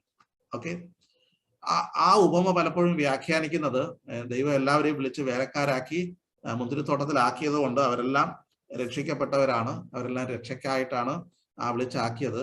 കാരണം എല്ലാവർക്കും ഒരു വെള്ളിക്കാശ് കൊടുത്തു അല്ലെ. ആ വെള്ളിക്കാശൊക്കെ എടുത്തിട്ട് നമ്മൾ വ്യാഖ്യാനിക്കുന്നത് കേട്ട് കഴിഞ്ഞാൽ ഈ വെള്ളി എന്ന് പറയുന്നത് രക്ഷയാണ്. അതുകൊണ്ട് ഇതിനകത്ത് ദൈവം രക്ഷയ്ക്കായിട്ട് എല്ലാവരെയും വിളിച്ച് ആക്കിയിരിക്കുന്നു എന്ന്, എല്ലാവരും രക്ഷിക്കപ്പെട്ടവരാണ്, എല്ലാവർക്കും ഒരു വെള്ളിക്കാശാണ് കൊടുത്തത് എന്നൊക്കെ പറഞ്ഞ് നമ്മൾ വ്യാഖ്യാനിക്കും. എന്നാൽ മുന്തിരിത്തോട്ടത്തിൽ വേലക്കാരെ ദൈവം വിളിച്ചാക്കിയത് അതിനകത്ത് ദൈവം അവരോട് കരുണയുള്ളവനാണ്, ദൈവം നീതിമാനാണ്. അതിന്റെ അവസാനം പറയുന്നുണ്ട്, ഞാൻ നീതിയുള്ളവനാകൊണ്ട് നിങ്ങളുടെ കണ്ണ് കടിക്കുന്നു എന്ന് ചോദിക്കുന്നുണ്ട്. അപ്പൊ ഈ അവസാനം ഈ പറഞ്ഞതുപോലെ 10-ാം മണി നേരത്ത് വന്നവർക്കും 1-ാം മണി നേരത്ത് വന്നവർക്കും ഒരുപോലെ ഈ കാശ് കൊടുത്തപ്പോൾ രാവിലെ വന്നവർ ചോദ്യം ചെയ്തു. എന്താ ചോദ്യം ചെയ്തതിന്റെ അടിസ്ഥാനം? ഞങ്ങളെയും അവരെയും തുല്യര് ആക്കിയത് അനീതിയാണ്. അപ്പൊ ആ ഉപമ പറഞ്ഞത് ദൈവം ആരോടും അനീതി കാണിക്കുന്നില്ല എന്നുള്ള കാര്യം ഉറപ്പിക്കാൻ വേണ്ടിയിട്ടാണ്. അപ്പൊ ഞാൻ നല്ലവനാകൊണ്ട്, ഞാൻ നീതിയുള്ളവനായതുകൊണ്ട് നിങ്ങളുടെ കണ്ണ് കടിക്കുന്നു. നിന്നോട് പറഞ്ഞൊത്ത കാര്യം അത് ഞാൻ തന്നില്ലയോ? ഒരു വെള്ളിക്കാശല്ലയോ നിന്നോട് പറഞ്ഞൊത്തത്, അത് ഞാൻ തന്നില്ലയോ? ഈ ശേഷമുള്ളവർക്ക് അത് കൊടുക്കുവാൻ എനിക്ക് മനസ്സ്, എനിക്ക് കരുണ തോന്നുന്നു, ഞാൻ കൊടുക്കുന്നു. നിന്നോട് ഞാൻ അനീതി കാണിച്ചിട്ടില്ല. ഇവർക്ക് ഒരു വെള്ളിക്കാശ് കൊടുക്കുന്നത് കൊണ്ട് രാവിലെ വന്നവരോട് അനീതി കാണിക്കുന്നില്ല, അവർക്ക് ന്യായമായത് കൊടുത്തിട്ടുണ്ട്. അപ്പോ ദൈവത്തിന്റെ കരുണ എന്ന് പറയുന്നത് ദൈവിക നീതിയോ അല്ലെങ്കിൽ ന്യായത്തെയോ മറികടക്കുന്ന ഒന്നല്ല. പിന്നെയോ ദൈവം നീതിമാനാണ്. ദൈവം ആരോടും എന്ത് കാണിക്കുന്നില്ല? മുഖപക്ഷമോ വേർതിരിവോ കാണിക്കുന്നില്ല. അപ്പോസ്തലനായ പൗലോസ് പറയുന്ന ഒരു സന്ദേശമുണ്ട്, ദൈവത്തിന്റെ പക്കൽ മുഖപക്ഷമില്ല അല്ലെ. യാക്കോബിന്റെ ലേഖനത്തിൽ പറയുന്നുണ്ട്, ദൈവത്തിന്റെ പക്കൽ മുഖപക്ഷമില്ല. ആൾക്കാരെ അവരുടെ പേര് നോക്കിയും അവരുടെ കഴിവ് നോക്കിയും ഒക്കെ അവരെ പല തട്ടിലാക്കി, അവരുടെ പാരമ്പര്യം നോക്കി പല തട്ടിലാക്കുന്ന ഒരു വ്യക്തിയല്ല ദൈവം. ദൈവം കരുണയുള്ള ദൈവമാണ്, അവൻ നീതിയുള്ള ദൈവമാണ്. അവൻ തന്റെ ഇഷ്ടപ്രകാരം തിരഞ്ഞെടുക്കുന്നു എന്നുള്ളത് കൊണ്ട്, നിയോഗിക്കുന്നു എന്നുള്ളത് കൊണ്ട് മറ്റാരുടെയും രക്ഷയ്ക്കുള്ള സാധ്യതയെ അവൻ നിരാകരിക്കുന്നില്ല. എല്ലാവർക്കും ഈക്വൽ ആയിട്ടുള്ള അവസരങ്ങളെ ദൈവം നൽകുന്നു. എന്നാൽ എന്തുകൊണ്ട് ചിലർ നാശത്തിലേക്ക് പോകുന്നു, അല്ലെങ്കിൽ എന്തുകൊണ്ട് ചിലർ അത് സ്വീകരിക്കുന്നില്ല, വിശ്വസിക്കുന്നില്ല? അത് ദൈവത്തിന്റെ കുറ്റമേ അല്ല. നേരത്തെ പറഞ്ഞതുപോലെ യാക്കോബിനെ സ്നേഹിച്ചത് കൊണ്ട്, അല്ലെങ്കിൽ മൂത്തവൻ ഇളയവനെ സേവിക്കും എന്നുള്ള ആ തീരുമാനം, അല്ലെങ്കിൽ അവന്റെ നിയോഗങ്ങളെ നേരത്തെ തന്നെ ഡിസൈഡ് ചെയ്തത് കൊണ്ട് ഏശാവ് അനീതി, അല്ലെങ്കിൽ അവൻ നഷ്ടപ്പെട്ടു പോകേണ്ട, ദുഷ്ടനായി തീരേണ്ട ഒരു കാര്യമല്ല. ഏശാവ് നഷ്ടപ്പെട്ടു പോയെങ്കിൽ അവന്റെ തീരുമാനങ്ങളുടെ, അവന്റെ ചോയ്സിന്റെ അടിസ്ഥാനത്തിലാണ്, അവന്റെ ഫ്രീ വില്ലിന്റെ അടിസ്ഥാനത്തിലാണ്, അവന്റെ സ്വതന്ത്ര ഇച്ഛയുടെ അടിസ്ഥാനത്തിലാണ് അവൻ വേണ്ടാത്ത കാര്യം തീരുമാനിച്ചു. കയീൻ ഹാബേലിനെ കൊന്നപ്പോൾ ദൈവം കയീനോട് എന്തുമാത്രം കരുണ കാണിച്ചു എന്നറിയാമോ? ആവർത്തിച്ച് അവന്റെ പിന്നാലെ ചെന്നിട്ട് ദൈവത്തിന്റെ കരുണയ്ക്ക് വേണ്ടി ദൈവത്തിൽ ആശ്രയിക്കുവാൻ നീ മനസ്സ് വയ്ക്കുക.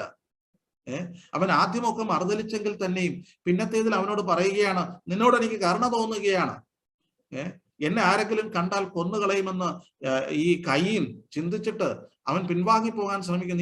നിക്ക് ഇല്ല, ആരും നിന്നെ കൊല്ലുകയില്ല. നിനക്ക് ദൈവത്തിന്റെ സന്നിധിയിൽ അഭയം വീഴുവാൻ, ആശ്രയത്തിന് വരുവാൻ മനസ്സുണ്ട്. എന്നാൽ ആവർത്തിച്ചുള്ള ആഹ്വാനത്തിന്റെ മുമ്പാകെ നിരാകരിച്ചിട്ട് മറുതലിച്ചിട്ട് ദൈവത്തിന്റെ ദീർഘക്ഷമയും കരുണയും ഒക്കെ ആവർത്തിച്ച് കിട്ടിയിട്ടും അത് വേണ്ട എന്ന് പറഞ്ഞിട്ട് കയീൻ ദുഷ്ടനായി തീർന്നു. കയീനെ ജനിച്ചത് ദുഷ്ടത ചെയ്യുവാനായിട്ട് നിയോഗിച്ചുകൊണ്ടല്ല, അനുജനായ ഹാബേലിനെ കൊല്ലുവാനായിട്ട് അവന് നിയോഗം കൊടുത്തയച്ചതുമല്ല. കയീൻ എന്തുകൊണ്ട് അങ്ങനെ ചെയ്തു? അവന്റെ ബാല്യം മുതൽ അവന്റെ ദോഷവും അതിനു വേണ്ടി എടുത്ത തീരുമാനങ്ങളുമാണ്. ഇതേ അർത്ഥം നമ്മുടെ യൂദയോടുള്ള ബന്ധത്തിലും എടുക്കാം. കർത്താവ് അവരോട് പറയുന്നുണ്ട്, ഞാന് 12 പേരെ തിരഞ്ഞെടുത്തില്ലയോ? എത്ര പേരെ തിരഞ്ഞെടുത്തു?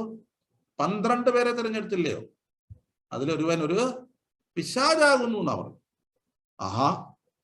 അപ്പൊ ദൈവം യഹൂദയെ തിരഞ്ഞെടുത്തു എന്നുള്ളത് കൊണ്ട് അവൻ രക്ഷിക്കപ്പെടണമെന്നുണ്ടോ? ദൈവം ഈ 12 പേരെ നിയോഗിച്ചത്, തിരഞ്ഞെടുത്തത് എന്തിനു വേണ്ടിയിട്ടാണ്? തന്നോടുകൂടെ ഇരിക്കുവാനും പിന്നെ പ്രസംഗിക്കുവാനായിട്ട് അയക്കുവാൻ. 12 പേരെ അവൻ വിളിച്ചു, അവൻ നിയോഗിച്ചു. അവർ മുഖാന്തരം സുവിശേഷം എല്ലായിടത്തും എത്തണമെന്ന് ദൈവം ആഗ്രഹിച്ചു. അവർക്ക് ചില നിയോഗങ്ങളെ നൽകി, കൃപാവരങ്ങളെ നൽകി, ആത്മാവിനെ നൽകി. ആ നിലയിൽ അവർ മുഖാന്തരം സകല ജാതികളും സുവിശേഷം കേൾക്കണം എന്ന് ദൈവം ആഗ്രഹിച്ചു. പത്രോസിനോടും യാക്കോബിനോടും യോഹന്നാനോടും യൂദയോടും ഒക്കെ പറഞ്ഞത് ഒരേ സന്ദേശം തന്നെയാണ്. അല്ല, യൂദയെ മാറ്റി നിർത്തിയിട്ട് ബാക്കിയുള്ളവർക്ക് വേണ്ടിയിട്ട് ഒരു പരിപാടി ദൈവത്തിനില്ലായിരുന്നു. 12 പേരെ ദൈവം വിളിച്ചു തിരഞ്ഞെടുത്തു. ആ തിരഞ്ഞെടുപ്പിൽ യാതൊരു പാർഷ്യാലിറ്റിയും ദൈവം കാണിച്ചിട്ടില്ല. യൂദയെ തിരഞ്ഞെടുത്തത് അവനെ കാണിച്ചു കൊടുക്കാൻ വേണ്ടി ആയിരുന്നില്ല. അവനെ കാണിച്ചു കൊടുക്കുന്ന യൂദ ആയിരിക്കണമെന്ന് യാതൊരു നിർബന്ധവും ഉണ്ടായിരുന്നില്ല. പിന്നെ എന്തുകൊണ്ട് യൂദ അത്തരത്തിലൊരു ദുഷ്ടതയ്ക്ക് വിളനിലമായി തീർന്നു? അതിന് യേശു കർത്താവ് ഉത്തരവാദിയല്ല. ആവർത്തിച്ച് ആവർത്തിച്ച് അവന്റെ ചെയ്തികളെ, അവന്റെ തെറ്റായിട്ടുള്ള പോക്കുകളെ ആവർത്തിച്ച് എന്ത് ചെയ്തു? അവനോട് കരുണ കാണിച്ച് അവനെ തിരുത്തുവാനായിട്ട്, അവന്റെ മുമ്പാകെ അവന്റെ പോക്ക് ശരിയല്ല എന്ന് പറയുവാനായിട്ട് എത്ര വട്ടം അവന്റെ പിന്നാലെ. യേശു കർത്താവിനെ കാണിച്ചു കൊടുക്കുവാനായിട്ട് ആ ഗത്സമന തോട്ടത്തിലേക്ക് ഈ പരിവാരങ്ങളുമായിട്ട്, പടയാളികളുമായിട്ട്, അല്ലെങ്കിൽ മതപുരോഹിതന്മാരുമായിട്ട് കടന്നു വരുമ്പോൾ സ്നേഹിത എന്ന് വിളിച്ചപ്പോൾ അപ്പോഴെങ്കിലും തനിക്ക് തന്റെ തീരുമാനം മാറ്റാമായിരുന്നു. ഇല്ല, അവൻ മാറ്റിയില്ല. യേശു കർത്താവ് ക്രൂശിൽ മരിച്ചു കഴിഞ്ഞിട്ടും അവന് തീരുമാനം മാറ്റാമായിരുന്നു. ഇല്ല, അവൻ തന്റെ തീരുമാനത്തിൽ മുന്നോട്ട് പോവുകയാണ്. അവന്റെ ആ ദുഷ്ടതയിൽ തന്നെ അവൻ അവസാനിക്കുകയാണ്. ഇതിന് യേശു കർത്താവ് കാരണക്കാരനല്ല, ദൈവം തമ്പുരാനും കാരണക്കാരനല്ല. 12 പേരെ ദൈവം തിരഞ്ഞെടുത്തതിന് ഒരു ഉദ്ദേശമുണ്ട്. എന്തുദ്ദേശമാണ്? അവർ മുഖാന്തരം സകലരും, സകല ജാതികളിലും, യെരുശലേമിലും, യഹൂദ്യയിലും, ശമര്യയിലും, ഭൂമിയിലെ അറ്റത്തോളം ഒക്കെ എന്റെ സാക്ഷികളാകണം എന്നുള്ള ആ ഒരു നിയോഗത്തിന് വേണ്ടിയിട്ടാണ് തിരഞ്ഞെടുത്തത്. അതിനകത്ത് യൂദയും ഉൾപ്പെട്ടിരുന്നു. എന്നാൽ യൂദ കർത്താവിൽ വിശ്വസിച്ചില്ല. അവന്റെ ദുഷ്ടതയിൽ മുന്നോട്ട് പോയി. ഈ നിയോഗത്തിന് പോലും അവന് അനുസരണം കാണിക്കുവാൻ പറ്റിയില്ല. 3.5 വർഷക്കാലം മാത്രമേ യേശു കർത്താവിനോടൊപ്പം അവന് നിൽക്കുവാൻ സാധിച്ചുള്ളൂ. അതിന്റെ പൂർത്തീകരണത്തിലേക്ക് അവന് പോകാൻ സാധിച്ചില്ല. ഇതേ പരാജയം പത്രോസിനും ഉണ്ടായിരുന്നു. നിങ്ങൾ ശ്രദ്ധിച്ചാൽ പത്രോസിനെയും ഇതേ നിയോഗത്തിന് വേണ്ടിയിട്ടാണ് വിളിച്ചത്. പത്രോസ് മിടുക്കനായത് കൊണ്ടൊന്നുമല്ല. ദൈവത്തിന്റെ തിരഞ്ഞെടുപ്പ് അവനോടുള്ള ബന്ധത്തിൽ, ഈ യൂദയോടുള്ള ബന്ധത്തിൽ തിരഞ്ഞെടുത്തപ്പോഴുള്ള അതേ നിയോഗം തന്നെയാണ്. അവിടെയും പത്രോസ് പിന്മാറിപ്പോയല്ലേ? 3 വട്ടം ഞാനിവനെ അറിയുന്നില്ല, പ്രാകുവാനും ആണയിടുവാനും തുടങ്ങി. അവനോട് ആവർത്തിച്ച് ആവർത്തിച്ച് ബുദ്ധിയുപദേശിച്ചതല്ലേ? ഗത്സമന തോട്ടത്തിൽ മയങ്ങിയപ്പോൾ, പരീക്ഷയിൽ അകപ്പെടാതിരിപ്പാൻ ഉണർന്ന് പ്രാർത്ഥിപ്പിൻ എന്ന് പറഞ്ഞപ്പോൾ ഉറങ്ങിയ പത്രോസിനോട് മഹാപുരോഹിതന്റെ ദാസനെ അവന്റെ ചെവിക്ക് വെട്ടിയപ്പോൾ വാൾ ഉറയിലിടുക, വാളെടുക്കുന്നവൻ വാളാൽ വീഴും എന്ന് പറഞ്ഞപ്പോൾ, തിരുത്തിയപ്പോൾ, പിശാച് നിന്നെ ഗോതമ്പ് പാറ്റും പോലെ പാറ്റേണ്ടതിന് അനുവാദം മേടിച്ചു, ഞാൻ നിന്റെ വിശ്വാസം പൊയ്പോകാതിരിപ്പാൻ നിനക്ക് വേണ്ടി അപേക്ഷിച്ചു. കർത്താവ് മുന്നറിയിപ്പ് നൽകിയതാണ്. ഇന്ന് കോഴി കൂവുന്നതിന് മുമ്പേ 2 വട്ടം കൂവുന്നതിന് മുമ്പേ നീ 3 വട്ടം എന്നെ തള്ളിപ്പറയും. അവനോട് പറഞ്ഞു.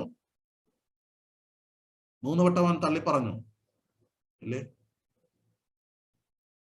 യൂദയെ പോലെ വേണമെങ്കിൽ ആ ദൗത്യത്തിൽ നിന്ന് വിട്ട് പത്രോസിന് പോകാമായിരുന്നു. എന്നാൽ പത്രോസ് യഥാസ്ഥാനപ്പെടുകയാണ്. അതിദുഃഖത്തോടുകൂടെ അവൻ കരയുകയാണ്. കർത്താവേ, നീ സകലവും അറിയുന്നു എന്ന് പറഞ്ഞ് അവന്റെ മുമ്പാകെ വീഴുകയാണ്. പ്രിയമുള്ളവരെ, ദൈവത്തിന്റെ തിരഞ്ഞെടുപ്പ്, ദൗത്യം, അത് ദൈവം ഓരോരുത്തരും നിയോഗിക്കുകയാണ്. അതിനകത്ത് വിശ്വസ്തരായിരിക്കുവാനും വിശ്വസ്തരാകാതിരിക്കാനും ഓരോരുത്തർക്കും സ്വാതന്ത്ര്യമുണ്ട്. അതിനകത്ത് ദൈവം കൈകടത്തുന്നില്ല. എന്നാൽ ദൈവത്തിന്റെ സ്നേഹം, കരുണ, ഇവിടെ പറഞ്ഞതുപോലെ ദൈവത്തിന്റെ കരുണ തോന്നണം എന്നുള്ളവനോട് കരുണ തോന്നും. ആ കരുണ ദൈവം സകല മനുഷ്യരോടും കാണിക്കുന്നുണ്ട്. നിരാകരിക്കുന്നവരോടും അനുസരണക്കേട് കാണിക്കുന്നവരോടും ദൈവം കരുണ കാണിച്ചുകൊണ്ടേയിരിക്കുന്നു. അതുകൊണ്ട് ദൈവത്തിന്റെ പക്കൽ മുഖപക്ഷമില്ല, അല്ലെങ്കിൽ ദൈവത്തിന്റെ പക്കൽ അനീതിയില്ല എന്നാണ് പറയുന്നത്. അപ്പൊ മോശയുടെ കാര്യം മാത്രം പറഞ്ഞാൽ അത് അത് അത് പോരാതെ വരും. മോശയുടെ കാര്യത്തിനകത്ത് ഇസ്രായേലിനോടുള്ള ബന്ധത്തിലുള്ള കാര്യം അതിനകത്തുണ്ട്, ശരിയാണ്. ഇസ്രായേലിനോട് ദൈവം കരുണ കാണിച്ചു. ഇനി ദൈവം പൗലോസ് അടുത്തൊരു ഉദാഹരണം എടുക്കുകയാണ്. എന്താ അടുത്ത ഉദാഹരണം? ഫറവോനാണ്. ഫറവോനെ ദൈവം തിരഞ്ഞെടുത്തു. ഇതിനായിട്ടല്ലോ ഞാൻ നിന്നെ നിർത്തിയിരിക്കുന്നു. 17-ാമത്തെ വാക്യം. ഇതിനായിട്ട് തന്നെ ഞാൻ നിന്നെ നിർത്തിയിരിക്കുന്നു, നിന്നിൽ എന്റെ ശക്തി കാണിക്കേണ്ടതിനും എന്റെ നാമം സർവ്വഭൂമിയിലും പ്രസ്താവിക്കപ്പെടേണ്ടതിനും തന്നെ. ഇതിനായിട്ടല്ലോ ഞാൻ നിന്നെ നിർത്തിയിരിക്കുന്നു. ഫറവോനോടുള്ള ബന്ധത്തിൽ ദൈവം കരുണ കാണിച്ചു എന്നുള്ളത് കാണിക്കുകയാണ്. ഫറവോനോട് ദൈവം കരുണ കാണിച്ചു. മത്സരിയായവൻ, ഇസ്രായേലിന്റെ ദൈവത്തെ, യഹോവയെ ഞാൻ അറിയുകയില്ല എന്ന് നിഷേധിച്ചവനോട് ദൈവം കരുണ കാണിച്ചു. ഒരു ദേവദാസൻ പറഞ്ഞിരിക്കുന്നത് 20 സന്ദർഭങ്ങൾ ആർക്ക് നൽകി? ഫറവോന് നൽകി. തീരുമാനം മാറ്റാൻ, മാനസാന്തരപ്പെടാൻ, ഇസ്രായേലിനെ വിടുവിക്കുവാൻ, ഇസ്രായേലിന്റെ ദൈവമായ യഹോവയുടെ വചനം അനുസരിക്കുവാൻ. ആവർത്തിച്ച് യഹോവയുടെ വചനം ചെന്ന് ഈ മോശ ഫറവോന്റെ മുമ്പാകെ ചെന്ന് പ്രസംഗിക്കുകയാണ്. എന്റെ ജനത്തെ എന്നെ ആരാധിക്കുവാൻ മരുഭൂമിയിൽ നീ വിട്ടയക്കണം. ഇത്രയും കരുണ ആരോടാ ദൈവം കാണിക്കുന്നത്? ചെന്ന് മുമ്പാകെ ആളെ വിട്ടിട്ട് ആഹാബിനോട് പോലും ഏലിയാവ് പറഞ്ഞത് ഓടിച്ചെന്ന് ഒറ്റ രാത്രിയിൽ അല്ലെങ്കിൽ ഒറ്റ ദിവസം നിന്ന് പറയുകയാണ്, ഞാൻ പറഞ്ഞിട്ടല്ലാതെ എന്താ ദേശത്ത് മഴ പെയ്യുകയില്ല. ഒറ്റ അവസരം ചെന്ന് നേരെ ന്യായവിധി പറയുക. എന്നാൽ ദൈവം കരുണ തോന്നണം എന്നുള്ളവനോട് കരുണ തോന്നുന്നത് കൊണ്ട് എന്താ സംഭവിക്കുന്നത് അറിയാമോ? ഫറവോന്റെ പിന്നാലെ ദൈവം നടക്കുകയാണ്. മാനസാന്തരപ്പെടുക, അനുസരിക്കുക. ഇതാ എന്റെ വചനം മോശ മുഖാന്തരം അവന്റെ വിക്കുള്ള നാവുകൊണ്ട് അടയാളങ്ങൾ, അത്ഭുതങ്ങൾ, വീര്യപ്രവർത്തികൾ ഇതെല്ലാം കാണിച്ചിട്ട് എന്താ അവനോട് കരുണ കാണിക്കുക. ദൈവത്തിന്റെ ശക്തി കാണിക്കുവാൻ വേണ്ടിയിട്ട് ഞാൻ നിന്നെ നിയോഗിച്ചിരിക്കുന്നു എന്ന് പറയുകയാണ്. എന്താ ദൈവത്തിന്റെ ശക്തി കാണിക്കുവാനായിട്ട് ഈ ജനത്തെ നീ പുറപ്പെടുവിക്കണം. രണ്ട് രീതിയിലാകാം. എന്താ? ഒന്ന്, ആദ്യമേ തന്നെ എന്താ ഈ മോശെ വന്ന് ഇത് പറഞ്ഞപ്പോൾ ഫറവോൻ എന്ത് ചെയ്യണമായിരുന്നു? വിട്ടയക്കാം. തീരുമാനിച്ചാൽ മതി, യെസ് ലോർഡ് എന്ന് തീരുമാനിച്ചാൽ മതി. അങ്ങനെയാണെങ്കിൽ ഒരു പ്രശ്നമില്ലാതെ, ഈ മിസ്രൈമില് ഒരു ബാധകളും ഇല്ലാതെ ഈ ജനം ചെങ്കടൽ കടന്നേനെ അല്ലെ? വീണ്ടും 1, 2, 10 ബാധകൾ അവരുടെ മുൻപാകെ അയക്കുക. അവസാനം കടിഞ്ഞൂൽ സംഹാരത്തിൽ അവിടെ വെച്ച് കൊട്ടാരത്തിൽ ആദ്യജാതന്മാർ കൊല്ലപ്പെട്ടപ്പോൾ, ആ സമൂഹത്തിൽ ആദ്യജാതന്മാർ മരിച്ചു വീണപ്പോൾ നീ വിളിച്ചോണ്ട് പൊക്കൊള്ളുക. അവിടെ കൊണ്ടെങ്കിലും തന്റെ ഹൃദയകാഠിന്യം അവസാനിപ്പിക്കാമായിരുന്നു. ഇത്രയും കാലമൊക്കെ തന്റെ ആദ്യജാതൻ വരെ കൊല്ലപ്പെടുന്ന അവസരം വരെ കാത്തിരിക്കേണ്ടതില്ലായിരുന്നു. ഓക്കെ, അതുവരെ കാത്തു. ഇനിയെങ്കിലും അവരെ വിടണമായിരുന്നു. അവര് പൊക്കോട്ടെ. അവർ പോയിരുന്നുവെങ്കിൽ, പിന്നെ അവരുടെ പിന്നാലെ ഫറവോൻ പോകാതിരുന്നുവെങ്കിൽ ഫറവോൻ ചെങ്കടൽ വീഴുമായിരുന്നു.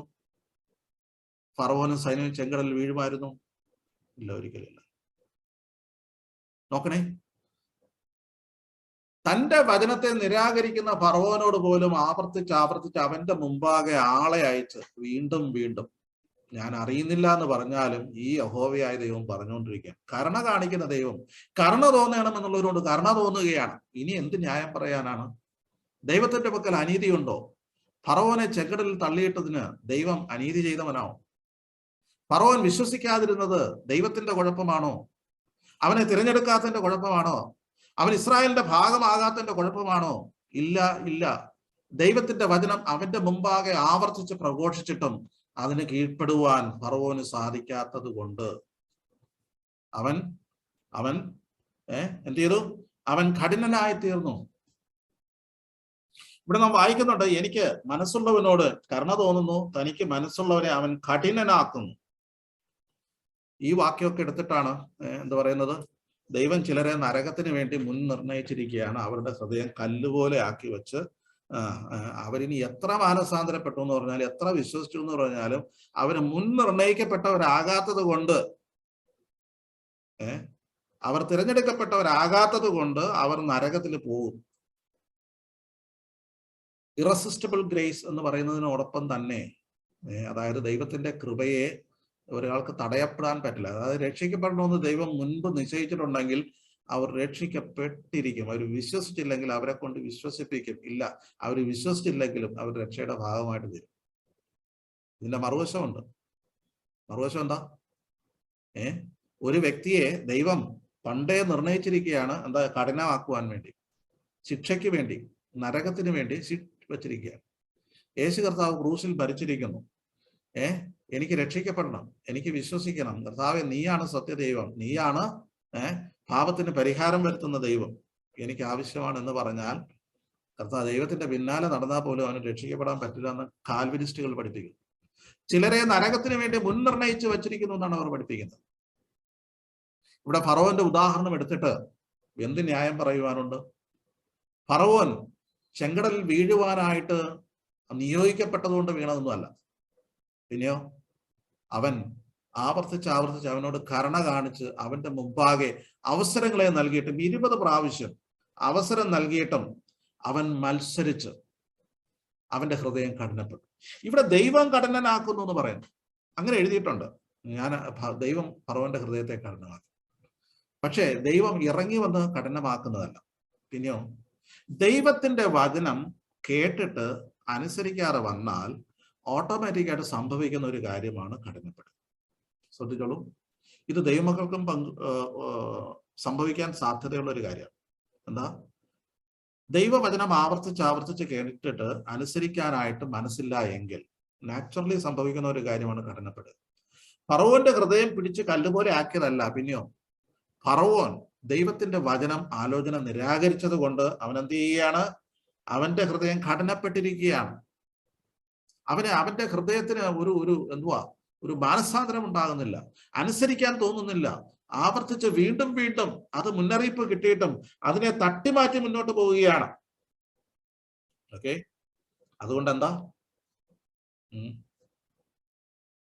ദൈവത്തിന്റെ പക്കൽ നീതികേട് ആരോപിക്കാൻ പറ്റില്ല. പ്രിയമുള്ളവരെ, ഇന്ന് നമ്മൾ ചിന്തിച്ച വേദഭാഗം എന്ന് പറയുന്നത് അതിന്റെ 8 മുതൽ 18 വരെയുള്ള വേദഭാഗങ്ങൾ. 2 ഉദാഹരണങ്ങൾ ആദ്യമേ നാം കണ്ടു. അത് ആദ്യത്തെ ചോദ്യത്തിന്റെ ഇല്ലസ്ട്രേഷൻ ആണ്. ഏതാ? ദൈവം തന്റെ വാഗ്ദത്തം നിറവേറ്റുവാനായിട്ട് എന്ത് ചെയ്യുന്നില്ല? അവൻ ഉപേക്ഷ വിചാരിക്കുന്നില്ല. അവൻ നിവർത്തിക്കുക തന്നെ ചെയ്യും. അതവൻ കൈവിട്ട് കളഞ്ഞിട്ടില്ല. സ്വന്തം ജനത്തെ അവൻ തള്ളിക്കളഞ്ഞിട്ടില്ല. അതിനു വേണ്ടിയിട്ട് ദൈവം ചില തിരഞ്ഞെടുപ്പുകൾ നടത്തിയിട്ടുണ്ട്. അത് അബ്രഹാമിന്റെ സന്തതി അത് മശീഹയിലേക്ക് എത്തുന്ന നിലയിൽ ദൈവിക പദ്ധതിയുടെ ഭാഗമാകാൻ വേണ്ടി ഇസഹാക്കിനെയും അതുപോലെ തന്നെ യാക്കോബിനെയും ഒക്കെ ദൈവം തിരഞ്ഞെടുത്തു. ആ തിരഞ്ഞെടുപ്പ് അനീതിയുള്ളത് തിരഞ്ഞെടുപ്പല്ല, അത് നീതിയുള്ള തിരഞ്ഞെടുപ്പാണ്. ദൈവത്തിന്റെ പക്കൽ അനീതി ആരോപിക്കാൻ ആർക്കും സാധ്യമല്ല. 2 ഉദാഹരണങ്ങൾ ഇവിടെ പറയുന്നുണ്ട്. ഒന്ന്, മോശയോടുള്ള ബന്ധത്തിൽ ദൈവം കരുണ കാണിക്കുന്ന ദൈവമാണ്. അവിടെ ദൈവത്തിന്റെ മുമ്പാകെ അനീതി ആരോപിക്കാൻ സാധ്യമല്ല.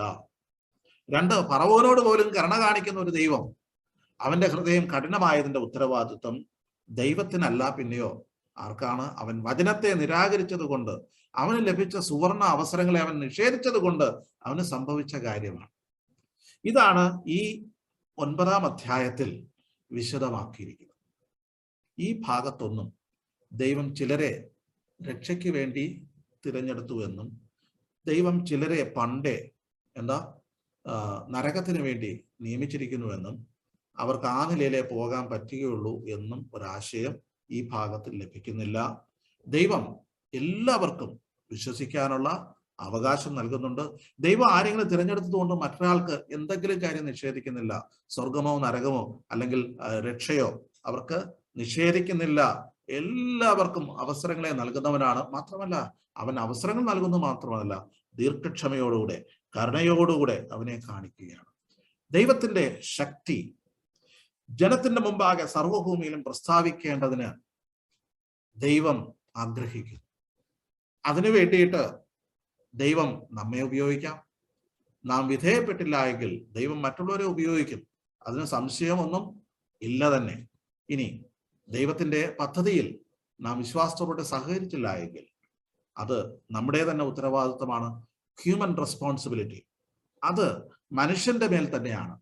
അതുകൊണ്ട് ആരെങ്കിലും നരകത്തിൽ പോകുന്നത് കൊണ്ട് വി കനോട്ട് ബ്ലെയിം ഗോഡ്. ദൈവത്തെ എന്ത് ചെയ്യാൻ പറ്റില്ല, കുറ്റപ്പെടുത്താനായിട്ട് സാധ്യമല്ല. ഈ വചനത്തിന്റെ ചിന്ത കൂടുതൽ പഠിക്കുവാനായിട്ട് ദൈവം നമുക്ക് കൃപ നൽകട്ടെ. ഈ ആലോചന എല്ലാവർക്കും അനുഗ്രഹത്തിന് കാരണമാകട്ടെ. അവന്റെ നാമം ഇന്നും ഉന്നയിക്കും വാഴ്ത്തപ്പെടുമാറാകട്ടെ.